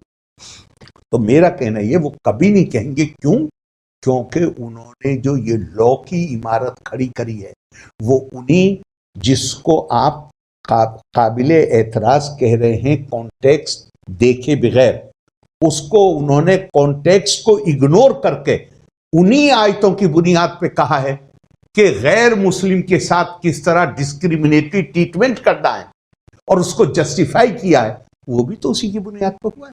तो लॉ तो फुल है इन चीजों से, तो एतराज कैसे नहीं होगा। आरिफ साहब, अब अगर आप इजाज़त दें तो अब हम अगले 5-7 मिनट में 2-4 क्विक क्वेश्चंस करके, फिर ऑडियंस भी इंतज़ार कर रही है, वो भी आपसे काफ़ी सवालात पूछना चाहेंगे, तो फिर उनको कर देंगे। पहला मैं ये पूछना चाहता हूँ कि मैंने अपना एक मत कायम किया है सूफियों के प्रति, वो मैं कह देता हूँ, फिर आपका ओपिनियन चाहूँगा उसके ऊपर। और मेरा मत सूफी मतावलम्बियों के बारे में, ख़ासतौर से सूफी पीरों के बारे में ये है कि उनमें और उलामा में कोई फ़र्क नहीं है। और जो ही उलामा, जिस तरह की जो अभी आपने बात कही कि जो उन्होंने लॉ कायम कर रखा है, जो हिदायतें उन्होंने कायम कर रखी हैं, किसी भी सूफ़ी ने उसके मुखालफत में आज तक एक शब्द नहीं कहा। और मैं उसमें सारे सूफ़ी पीरों को शामिल कर रहा हूँ, बड़े बड़े भी हैं जितने। तो उसके बावजूद भी ये एक मत है कि साहब कि ये बड़े ही शांति प्रिय लोग हैं और ये समाज में अमन फैलाते हैं, जबकि मैंने जो भी स्टडी की है उसमें कभी भी जो सुप्रीमेसिस्ट और एक्सक्लूसिविस्ट थॉट है उलामा का, उसके मुखालफत में एक भी शब्द उनकी तरफ से कभी नहीं देखा। अब बताऊं जी। सबसे पहले तो मैं सबसे पुराने सूफी को कोट करना चाहूंगा, इब्ने अरबी, जिनको पुराने और बहुत, चूंकि मान्यता बहुत है उनकी, मतलब इस हद तक है कि मक्के में एक मदरसे में स्टूडेंट्स ने पूछा, स्टूडेंट्स को बताया गया कि इब्ने अरबी काफिर है, मुल्हिद है, ये सब मतलब समझिए, अपोस्टेट, डिविएंट, हैज गॉन एस्टे वगैरह वगैरह। और शाम को वही टीचर हरम में नमाज पढ़ते वक्त कोई आदमी कोई और सवाल करता है तो कहता है वो शेख अकबर, मतलब, और उनकी तारीफों के पुल, सेम टीचर। तो वो उन स्टूडेंट्स में से, जो स्टूडेंट्स सुबह को क्लास में मौजूद थे, उनमें से 2-1 वहां भी मौजूद थे। उन्होंने कहा कि सर सुबह तो आप ये कह रहे थे, अब ये कह रहे। बोले वो मदरसे की क्लास है और ये अल्लाह का घर है, यहाँ झूठ नहीं बोलते। ये हमें अपना जवाब मिल गया। एक मिनट, अब इनको नहीं, इनका कोट सुन लीजिए, सिर्फ एक कोट सुन लीजिए। इब्ने अरबी कहते हैं, do not praise your own faith exclusively so that you disbelieve all the rest. जिस आस्था, जो तुम्हारी आस्था है, अकेले उसकी तारीफ मत करो। ऐसा करोगे तो फिर तुम और चीजों में यकीन नहीं करोगे। If you do this you will miss much good, ने you will miss the whole truth of the matter. अगर तुम ऐसा करोगे तो तुम पूरी सच्चाई को खो दोगे। फिर कहते हैं, God the omniscient and omnipresent can not be confined to any one creed. For he says in the Quran, वलिल्लाहिल मशरिक़ु वल मग़रिबु फ़ैनमा तुवल्लु फ़सम्मा वजहुल्लाह। वो क्या कह रहे, अगर तुम ऐसा करोगे कि एक पर्टिकुलर ट्रेडिशन ही ट्रुथ का कस्टोडियन है, तो तुम सब कुछ, फिर you will be A loser. क्यों? खुदा कुरान में ये कहता है कि वो तो पूरब में भी है, वो पश्चिम में भी है, बल्कि जिधर तुम नजर दिखाओ। कुरान अपने बारे में कहता कज़ालिका नदरिबुल्लाहुल अमसाल, और हम we explain by giving examples, मतलब पैरेबल्स में बयान करता है। तो पैरेबल यहां क्या हुआ, वो पश्चिम में भी है, वो पूरब में भी है, वो सिर्फ इतने पे नहीं रुके, बल्कि वो जिधर तुम मुंह करो उधर तुम उसे ही देखोगे। तो मैं तो खुदा को देख नहीं रहा और मैं इधर मुंह कर रहा हूं, तो मैं आपको देख रहा हूं। तो फिर मैं क्या देख रहा हूं आपको? खुदा आप कैसे हो गए? जो कुरान कह रहा है फैजा सवैतुहु व नफख्तु फीही मिन रूही, वही बात कह रहा है अहम ब्रह्मास्मि तत्त्वमसि। और अल्लाह ने कहा फरिश्तों से, क्या कहा कि जब मैं इसके मिट्टी के पुतले को ठीक से, I give it due shape and breathe into him my spirit. मैंने किसी बड़े आलिम से पूछा, मैंने पूछा साहब ये जो अल्लाह ने अपनी रूह डाली है, ये सिर्फ मुसलमानों में डाली है कि सब में डाली है? तो उन्होंने कहा सब में डाली है। मैं कहा जब सब में डाली है, सब में अल्लाह की रूह है, तो मैं किसी के लिए, मैं कौन हूं अनादर की भावना रखने की वाला, मैं जज कहां से बन गया? और एक बात और आपको बता दूं, बिल्कुल सही है कि सेमिटिक ट्रेडिशन में गॉड इज जज, लेकिन इंसान को जज नहीं बनाया गया। हमारे यहां तो सनातन ट्रेडिशन में तो गॉड जज भी नहीं, गॉड भी is not free from the consequences of the action. 2 अवतार इसीलिए लेने पड़े, हाँ शराब दिया था। Even God is not free from the consequences of action. तो सेमिटिक ट्रेडिशन में ये सही है कि गॉड जज है, पर अगर इंसान जज बनने लगे, मैं कितनी जगह मैंने गला फाल फाल के सवाल पूछा है कि अगर कुरान ये डिक्लेयर करता है वलाकत करमना बनी आदम, कुरान ये नहीं कहता वलाकत करमना अल मुस्लिमीना, हमने आदम की औलाद को इज्जत सम्मान प्रतिष्ठा दी, ये नहीं कहता हमने मुसलमान को इज्जत और प्रतिष्ठा दी। तो तुम कौन हो किसी को जिम्मी बनाने वाले और किसी को काफिर बनाने वाले और किसी को डिस्क्रिमिनेट करने वाले और ये कहने वाले कि इसका ये गलत है और ये सही है? मुझे हक ही नहीं है। कुरान बार बार ये कहता 200 आयतों में, इलल्लाहि मर्जिउकुम जमीआ फयुनब्बिउकुम बिमा कुंतुम फीही तख्तलिफून, और फिर तुम्हें लौट के हमारे पास आना है, तब हम फैसला करेंगे उन बातों के बारे में जिसमें तुम्हारे बीच में मतभेद था। अब ये तो इब्ने अरबी हैं जो स्पेन में थे, जिनको शेख अकबर कहा जाता है। लेकिन इब्ने अरबी तो फलसफे वाले थे, वो तो अल-गज़ाली ने उनको सुपरसीड कर दिया था। अल-गज़ाली को ही सब नहीं मानते ना, मैंने बताया मदरसे में अल-गज़ाली और अल्लाह के घर में इब्ने अरबी। अब मैं बताता हूं आपको अपने दिल्ली का किस्सा। हजरत निजामुद्दीन औलिया जमुना के किनारे बैठे होंगे, खुसरो पास खड़े, शिव मंदिर सामने, वहां पे भक्त जो हैं वो स्नान करके और वहां जिस तरह वो करते, तो पहला मिसरा हजरत निजामुद्दीन का है। तुर्क, वो तुर्क कहते थे अमीर खुसरो, अमीर खुसरो के बाप तुर्क थे, माँ हिंदू थी, ये ध्यान रखिएगा। और खुसरो ने अपने आप को बहुत जगह हिंदवी कहा है, और इसीलिए उनकी जुबान, चूंकि माँ की जुबान जो थी वो तो वही थी, इसीलिए उनकी ये जो सारी उनकी पोइट्री है वो शायद इसीलिए है कि माँ की जुबान बच्चा ज्यादा सीखता है मुकाबला बाप की जुबान। तो निजामुद्दीन, हजरत निजामुद्दीन औलिया कहते हैं तुर्क देखते हो? क्या देखता हूँ, हर कौम रास्त राहे वो हर दीन किबला गाए। यही हजरत निजामुद्दीन का, हर लोग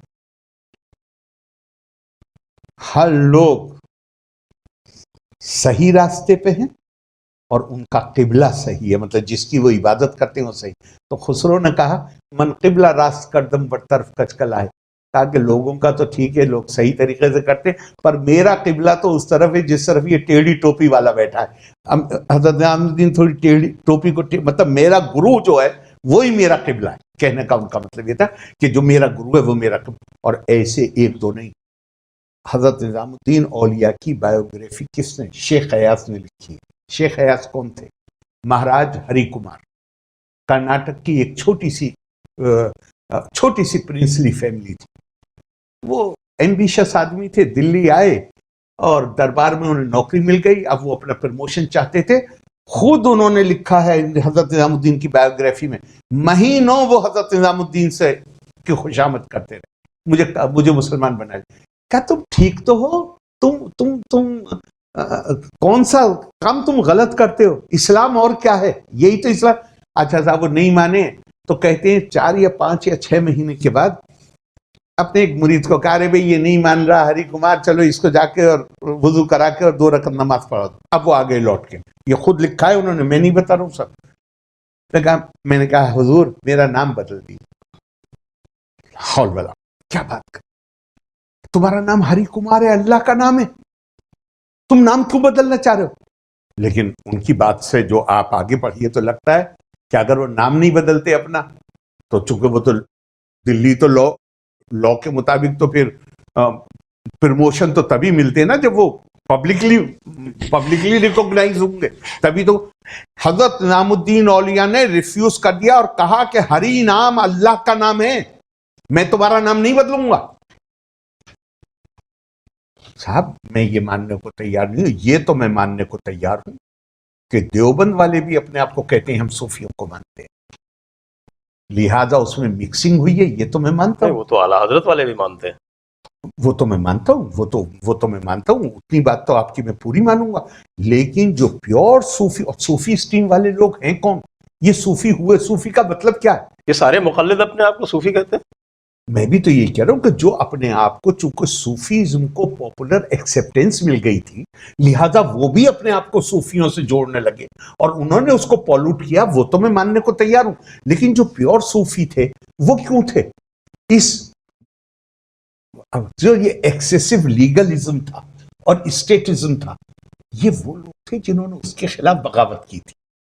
खुद इमाम अबू हनीफा, जिनके नाम पे आज ये सब कुछ किया जा रहा है, उन्होंने क्या कहा है?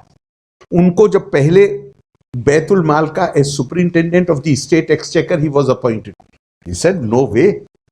उनको डंडे पड़े, जेल में डाला गया। फिर उनको चीफ जस्टिस अपॉइंट किया गया अब्बासी पीरियड में, ये था उमवी पीरियड में। तो उनका फेमस सेइंग है, उनकी फेमस सेइंग है, ये फासिक मुस्लिम हुकूमतों के लिए कह रहे हैं, जो जिन्हें खलीफा कहते हैं ये फासिको फाजिर हुकूमतें हैं, इनके तहत ओहदा कबूल करना अपने ईमान का सौदा करना है। तो मंसूर कहता है कि आप काजी उल क़ज़ात का ओहदा, चीफ जस्टिस, कहते हैं मैं इस लायक नहीं, कहते तुम झूठ बोलते हो। अब इमाम अबू हनीफा ने कहा झूठे आदमी को चीफ जस्टिस बनाओगे? ही फेल्ट सो सिलाइटेड तो उसी दिन उनको जेल में डाल दिया गया। रोजाना कोड़े मारे जाते थे, 11वें दिन वो मर गए। आज उन्हीं इमाम अबू हनीफा उन्होंने क्या कहा है? उन्होंने कहा मैं जो ये राय दे रहा हूं, जिसको आज कानून बनाया जाता है, मैं जो ये राय दे रहा हूं, ये राय का कॉन्टेक्स्ट जाने बगैर मेरी राय को कहीं भी अप्लाई मत करना, जब तक तुम्हें यह पता ना हो कि कॉन्टेक्स्ट क्या है।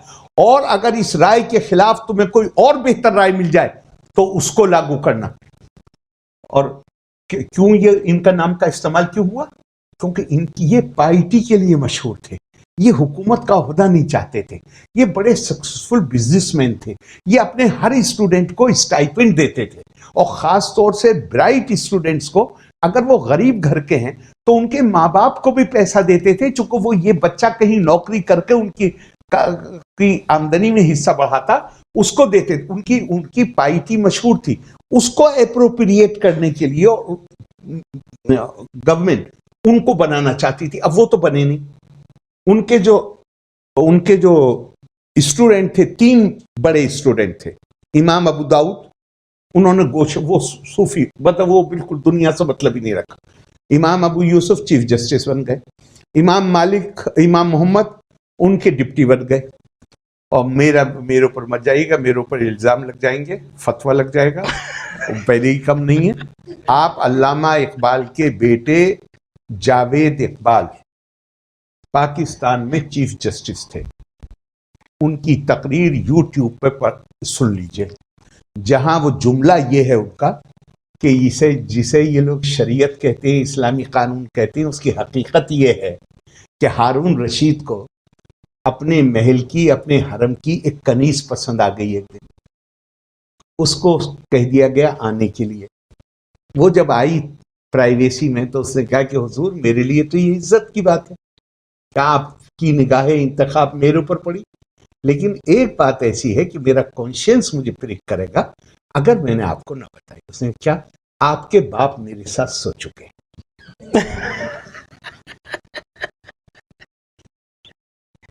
हारून रशीद तब भी नहीं माना। अब ये स्लेव गर्ल जो है ये कह रही है, जरा आप देखिए, जब आदमी की गरज होती है ना, गीता में, कुरान में भी है, गीता में भी, कि जब आप गरज होती है इंसान की तो अंधा हो जाता है, उसके रीजन काम नहीं करता, क्लाउड हो जाता है उसका रीजन। तो वो कहती है कि किसी जानने वाले से पूछ लो ये जायज है। तो मामला अबू यूसुफ के पास भेजा गया। मौलाना आजाद ने, मैंने आपको इसलिए नाम लिया है अल्लामा इकबाल के बेटे का क्योंकि वो पाकिस्तानी, हाँ सही जानबूझ के लिया है, वरना मौलाना आजाद ने तस्किरा में इसका जिक्र किया। और सुयूती की तारीखुल खुलफा जो मेरे पास है किताब, उसमें ये डिटेल सा दिया हुआ कि हारून रशीद से ये लड़की कह रही है कि किसी जानने वाले से पूछ लो कि ये सही होगा।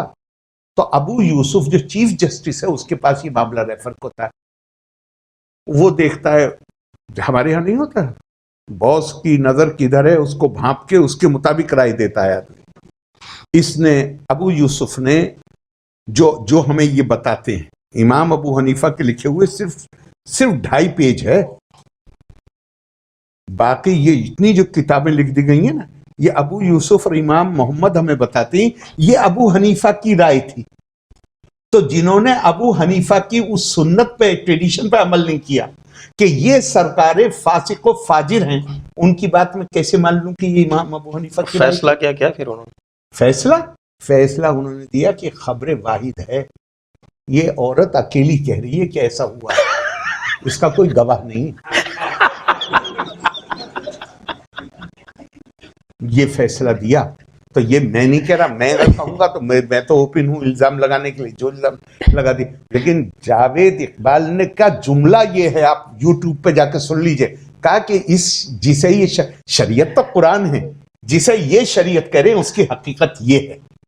और सिर्फ इतना नहीं, इसी तरह के दूसरे केस में उनको कहा गया कि 1 लाख दरहम बैतुल माल तो आप खूब अच्छी तरह जानते हैं, आप तो इतने पढ़े लिखे आदमी। बैतुल माल कहते हैं स्टेट एक्सचेकर को, house of money, Betul mall wealth, तो स्टेट एक्सचेकर को कहते हैं। तो उनको कहा गया था कि 1 लाख दरहम दिए जाएंगे। वो खलीफा के एडीसी ने कहा कि साहब वो रात के 10 बज गए, वो बंद हो गया। तो उन्होंने कहा ये लड़की भी उनके कल सुबह मिल जाएंगे। फिर कहा लड़की भी कल ही सुबह हलाल होगी, अब नहीं हलाल। तो रात में ही खुलवाया गया और उनको पेमेंट हुआ। सुयूती की अरबी में, मेरे पास तो उर्दू का ट्रांसलेशन है, पर सुयूती की तारीखुल खुलफा में ये सारे वाक़यात। चलिए सर, ये सूफी वाला तो मसला कभी एक और बड़ी तकरीर करेंगे। हाँ। एक आखिरी सवाल, उसके बाद फिर ओपन टू क्वेश्चन। ये कश्मीर का जो मसला है और जो आर्टिकल 370 के प्रति जो मोहब्बत है ख़ास तौर से उलामा की, क्या ये भी मिल्ली तखस्सुस का एक नमूना है? साहब मेरा ये मानना है कि मिल्ली तखस्सुस मतलब special identity, special religious identity, religion based community identity.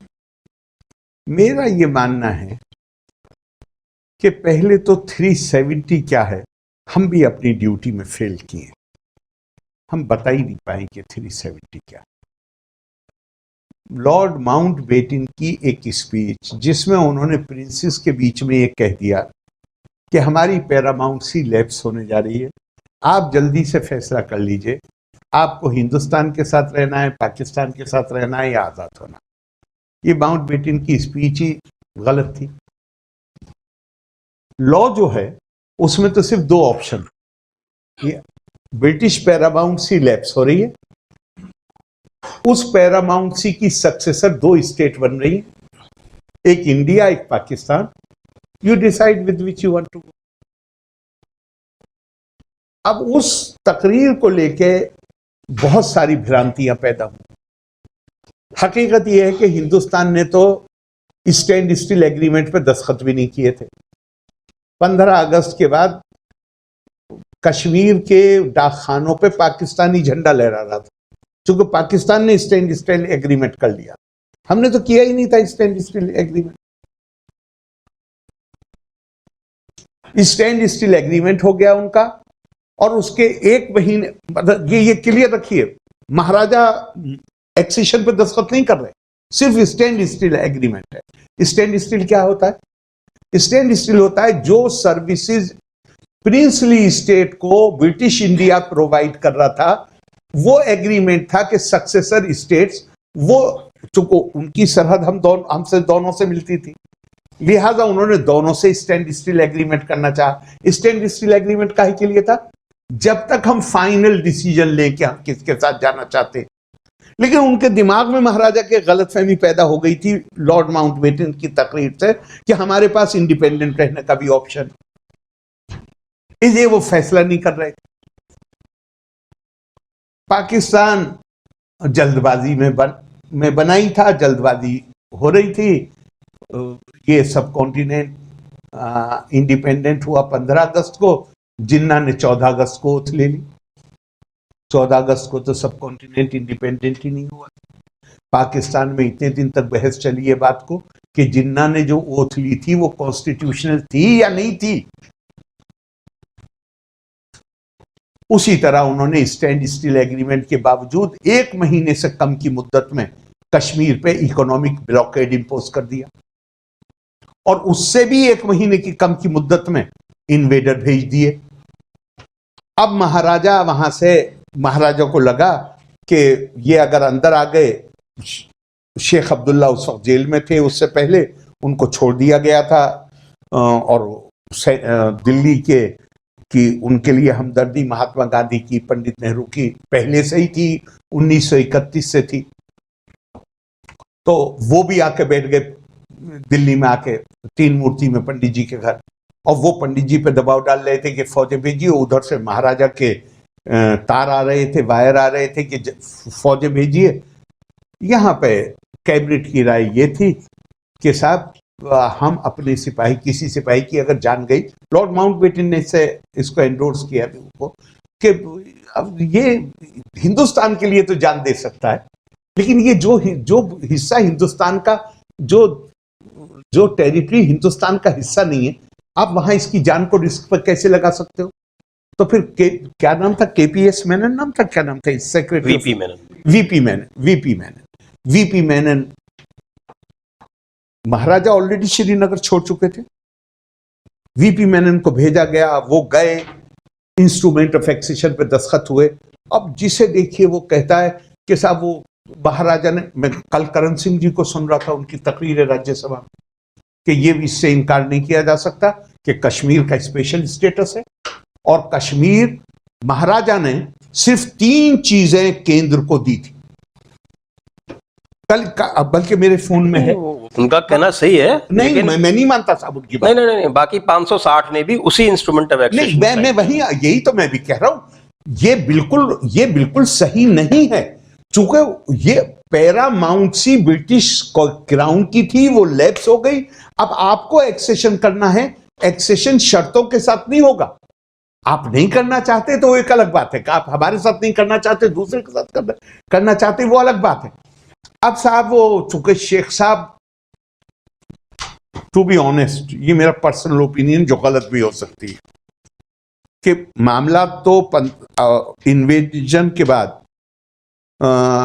जो प्राइम मिनिस्टर थे इन्वेजन से पहले, महाजन उनको हटा दिया गया, मेहरचंद महाजन हटा दिए गए। मेहरचंद महाजन नहीं, मार्च में हटे थे, मार्च 48 में हटे, लेकिन प्रैक्टिकली नाजिम आला शेख अब्दुल्ला को बना दिया गया। हाँ, इमरजेंसी एडमिनिस्ट्रेशन का इंचार्ज इन कश्मीर वैली।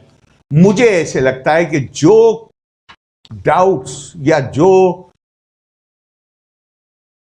शेख अब्दुल्ला जिन्ना, मतलब मैं उनकी बुराई नहीं करना चाहता हूं, वो बहुत पॉपुलर लीडर थे, वो मेरा मकसद नहीं है। मेरा मकसद तो सिर्फ ये है कि हिस्ट्री के स्टूडेंट के नाते हमें ये नजर रखनी चाहिए क्या भूलें हुई हैं और क्या हम आगे भी, मतलब उसका अगर सुधार हमें करना है तो हमें पहले पूरी स्थिति का पता होना चाहिए। इसलिए मेरी बात से ये मत समझिएगा मैं उन्हें क्रिटिसाइज कर रहा हूं, लेकिन शेख अब्दुल्ला का की स्ट्रेटजी मैं पिछले 10-12 दिन से, हालांकि मैंने पहले पढ़े हुए हैं, लेकिन मैं फिर से शेख साहब की बायोग्राफी पढ़ रहा हूँ, फिर से मैं कश्मीर के ऊपर जो किताबें लिखी गई वो पढ़ रहा हूँ। एक थिंक टैंक है ऑस्ट्रेलिया में, इंडो पाक कॉन्फ्लिक्ट का, उसमें जबरदस्त डॉक्यूमेंटेशन उन्होंने किया। उसी के बेसिस पे मैंने एक बार आर्टिकल लिखा था, उसमें मैंने उससे बहुत कोट किया था, जो टाइम्स ऑफ इंडिया में छपा था। जिस जमाने में ये हो रहा था 2 आर्टिकल लिखे गए थे, कश्मीर को जाने दो। मैं कहता कि कश्मीर, हिंदुस्तान सिर्फ एक जोग्राफिकल एंटिटी नहीं है, इंडिया इज एन आइडिया। अगर ये कश्मीर अगर अकेला नहीं जाएगा फिर ये पूरे हिंदुस्तान को खतरा हो जाएगा। और मैंने वो 2 आर्टिकल लिखे थे, अय्यर हैं, कौन अय्यर और हमारे सांघवी जो हिंदुस्तान टाइम्स के एडिटर थे। एक ही हफ्ते में 2 आर्टिकल आए थे, जिसमें एक ये इंप्रेशन था कि जितना पैसा हम खर्च कर रहे हैं उतने से तो हम नया कश्मीर बना लेते, ये कर लेते। मुझे उस वक्त बड़ा डर लगा, मैंने कहा ये एक ही हफ्ते में 2 आर्टिकल लिखे जा रहे हैं, तो फिर मैंने वो लिखा था। तो यहाँ पे जो बात मैं कर रहा हूँ, मुझे शेख अब्दुल्ला की strategy, with all respect to him, वो अब रहे भी नहीं है, तो मुझे उनकी स्ट्रेटजी नजर आती है हमारा इस्तेमाल करके, तो वो पाकिस्तान से अपने आप को प्रोटेक्ट करना चाहते थे। और जब उन्होंने हमारा इस्तेमाल करके पाकिस्तान से प्रोटेक्ट कर लिया, अब उन्होंने अपना जो दूसरा एजेंडा था उसको परस्यू करना चाहिए। एक्सेशन में दस्तखत हो चुके थे, अब दूसरा एजेंडा कैसे परस्यू करने देंगे? 52 में जो वो रिकमेंडेशन भेज रहे हैं 8 मेंबर कैबिनेट कमेटी की, उसमें 4 रिकमेंडेशन है और 4 में तीसरी ये है, जरा गौर करिएगा, जिस ब्लड बाथ से हिंदुस्तान का पार्टीशन हुआ है 47 में, आज तक तो उसके असरात खत्म नहीं हुए। और वो 52 में हमसे क्या कह रहे हैं? तीसरी रिकमेंडेशन उनकी क्या है? कश्मीर आजाद रहे और कश्मीर का डिफेंस वो जॉइंट रिस्पॉन्सिबिलिटी हो पाकिस्तान और इंडिया की। ये समझ में आने वाली बात है? पॉसिबल है? अगर हमारी जॉइंट ही होती तो पार्टीशन काहे को हुआ होता हमारा? तो शेख साहब ने अपना एजेंडा, अब मैं क्वेश्चन नहीं कर रहा कि उनको ये हक नहीं था, उनको हक था, वो जो करना था उन्होंने क्या, हमें भी हक था। अगर हमारे साथ एक्सेशन किया है कश्मीर ने, तो अब हम इस इंटेग्रिटी को डैमेज नहीं होने देंगे, हमें भी हक था, लिहाजा हमने कार्रवाई करी। उनको हक था, उन्होंने अपनी रिकमेंडेशन भेजी, जो भी वो कर रहे थे वो कर रहे थे। लेकिन मैं एक बात कहता हूं, 1953 में जब शेख साहब को गिरफ्तार किया गया, 75 एमएलए थे, 75 के 75 नेशनल कॉन्फ्रेंस के थे, जम्मू कश्मीर, लेह लद्दाख सब। एक डेमोक्रेटिकली इलेक्टेड चीफ मिनिस्टर को रात के 3 बजे पहले उसके हाथ में डिसमिसल का पेपर दिया गया, फिर उसको इन्फॉर्म किया गया कि अब आपको हम अरेस्ट करने जा रहे हैं। असेंबली में पहले नो कॉन्फिडेंस नहीं आया, पहले रात में उनको डिसमिस किया गया, गिरफ्तार किया गया। अगर उस वक्त अपोजिशन ये कहता कि आपने डेमोक्रेसी का मर्डर किया है, तो वो कुछ हद तक जस्टिफाई। एक आदमी ने नहीं कहा। क्यों नहीं कहा? डेमोक्रेसी तब चलेगी जब मुल्क रहेगा। अगर मुल्क, गवर्नमेंट की इस बात पे यकीन किया, गवर्नमेंट ने कहा कि भाई मुल्क को तोड़ने की साजिश हो रही। मैं एक इंटरप्ट करूं, मेरा क्वेश्चन ये था कि हमारे जो दीगर हिंदुस्तान के जो उलामा हैं वो कश्मीर के सेपरेट स्टेटस का जो सपोर्ट करते हैं, क्या वो मिली तखस्सुस की वजह से? पहले देखा नहीं था उनको सपोर्ट करता हूं, पहले मैंने उनको इस बारे में बोलते हुए नहीं देखा था। ये तो मैं नया फिनोमिना देख रहा हूं जहां कांग्रेस के लीडर दोनों हाउस में इस तरह बोल रहे हैं कि जैसे ये मामला, हम तो इसको 73 से बाइलेटरल मानते हैं, वो कह रहे हैं कि यूनाइटेड नेशंस इन्वॉल्व है इसमें। अगर इनको इतना ही ज्यादा था तो फिर मतलब भाई मेरी तो जहां कहीं बात हुई है, कल भी मेरी बात हुई ऐसे ही लोगों से जिनकी आप बात कर रहे हैं, और वो बाई एंड लार्ज, मैं ये तो नहीं कहूंगा कि 100% मेरी बात मान गए, पर बाई एंड लार्ज सेटिस्फाइड थे। मैंने कहा भाई ये बता दो मुझे, मैं आपके साथ आ जाऊंगा, ये बता दो कि 370 में बचा क्या। 370 सुप्रीम कोर्ट का जुरिस्डिक्शन नहीं था, सीएजी का जुरिस्डिक्शन नहीं था, पार्लियामेंट का jurisdiction in most of the matters नहीं था। अकेले अकेले पंडित जी और लाल बहादुर शास्त्री जी के जमाने में 53 अमेंडमेंट हैं, और इंदिरा जी के जमाने में तो बिल्कुल ही गया।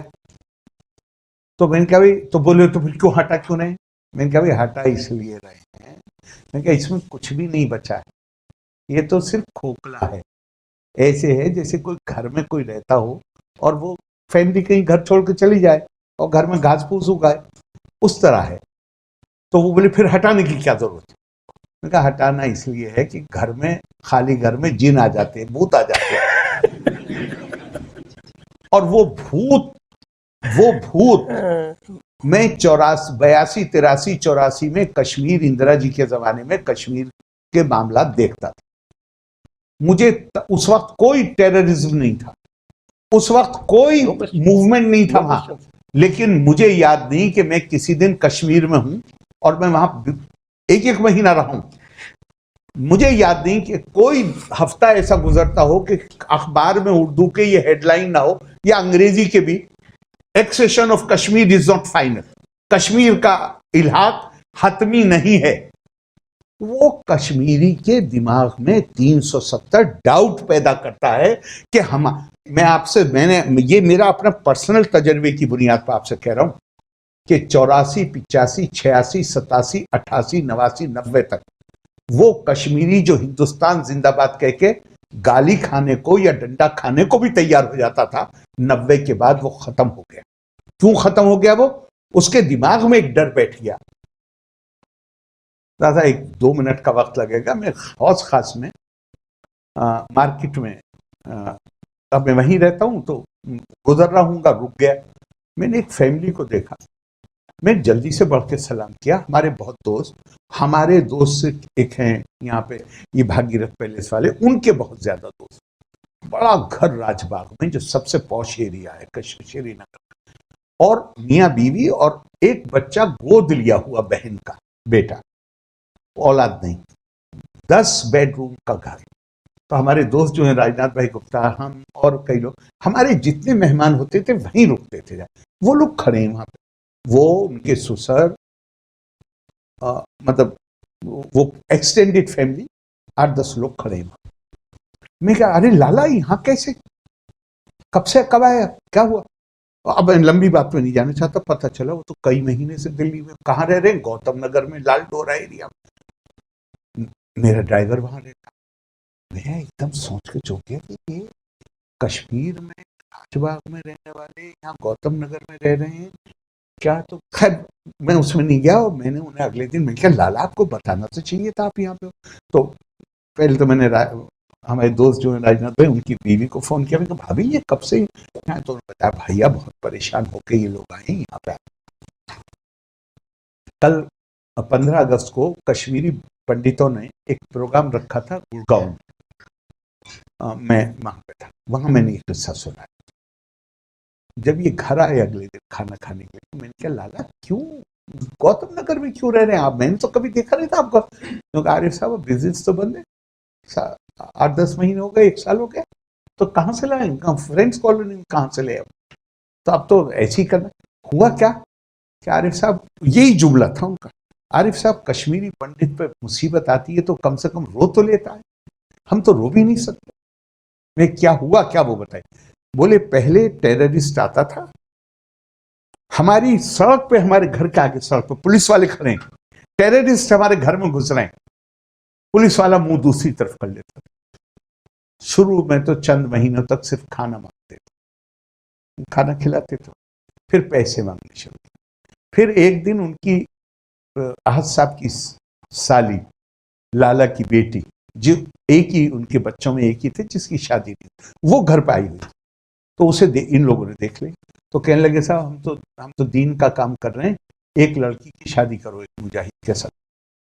बोले हमारे पैरों, बोले किसी तरह करके कि भैया शादी ऐसे थोड़ी होती है कि इधर तुमने कहा इधर हो गई, थोड़ा वक्त दो, थोड़ा देखेंगे करेंगे जो भी। बोले पुलिस वाले तो खड़े होते थे, सिक्योरिटी वाले, और ये हमारे घर में सबके सामने घुसते थे और कोई नहीं जो उनको रोके, तो हम अपने आप को कैसे सिक्योर करें। बोले वो 12:15 बजे हमारे घर से गए और हमने सामान अपना पैक करना शुरू किया और 5 बजे सुबह तक हमने श्रीनगर छोड़ दिया कि भाई कल को ना आ जाएंगे। तो ये तो रो तो सकते हैं, हम तो रो भी नहीं सकते। तो सर जब आप फोड़े को पकने देंगे, इलाज करेंगे ही नहीं। 370 में मैंने उनसे कहा 370 में बचा क्या है, वो चीज मुझे बता दो। आज जो टेररिज्म, जो ये डाइवर्सिटी को सेलिब्रेट करने के लिए जो प्रोविजन है, अकेले कश्मीर में नहीं है, हिमाचल में है, मणिपुर में है, नागालैंड में है। अगर उसका इस्तेमाल हिमाचल में भी अगर उसका इस्तेमाल होगा सेपरेटिज्म पैदा करने के लिए या वायलेंस करने के लिए, तो वहां भी गवर्नमेंट को ऑपरेट करना पड़ेगा। फिर दूसरी बात क्या है कि ये जो कुछ भी हो रहा है, ये कश्मीरी इसमें इन्वॉल्व हो गए हैं, अब एक तादाद है जो हो गए, लेकिन बुनियादी तौर पे सरहद पार से आ रहा है। सरहद पार से आने वाले खतरे का मुकाबला राज्य सरकार के बस की बात नहीं होती, उसको तो केंद्र सरकार को ही निपटना पड़ता है उससे। तो मेरे ख्याल से हम ठीक से जरा बता भी नहीं पा रहे, और हमने बताया नहीं है। लोग आज भी ऐसे बहस हो रही है जैसे 300। फिर दूसरी बात क्या है, 370 शेख साहब बहुत पॉपुलर थे, मैंने पहले ही कहा, कोई शुबा नहीं, लेकिन उससे ज्यादा उनका अहम था। He was highly egoistic man.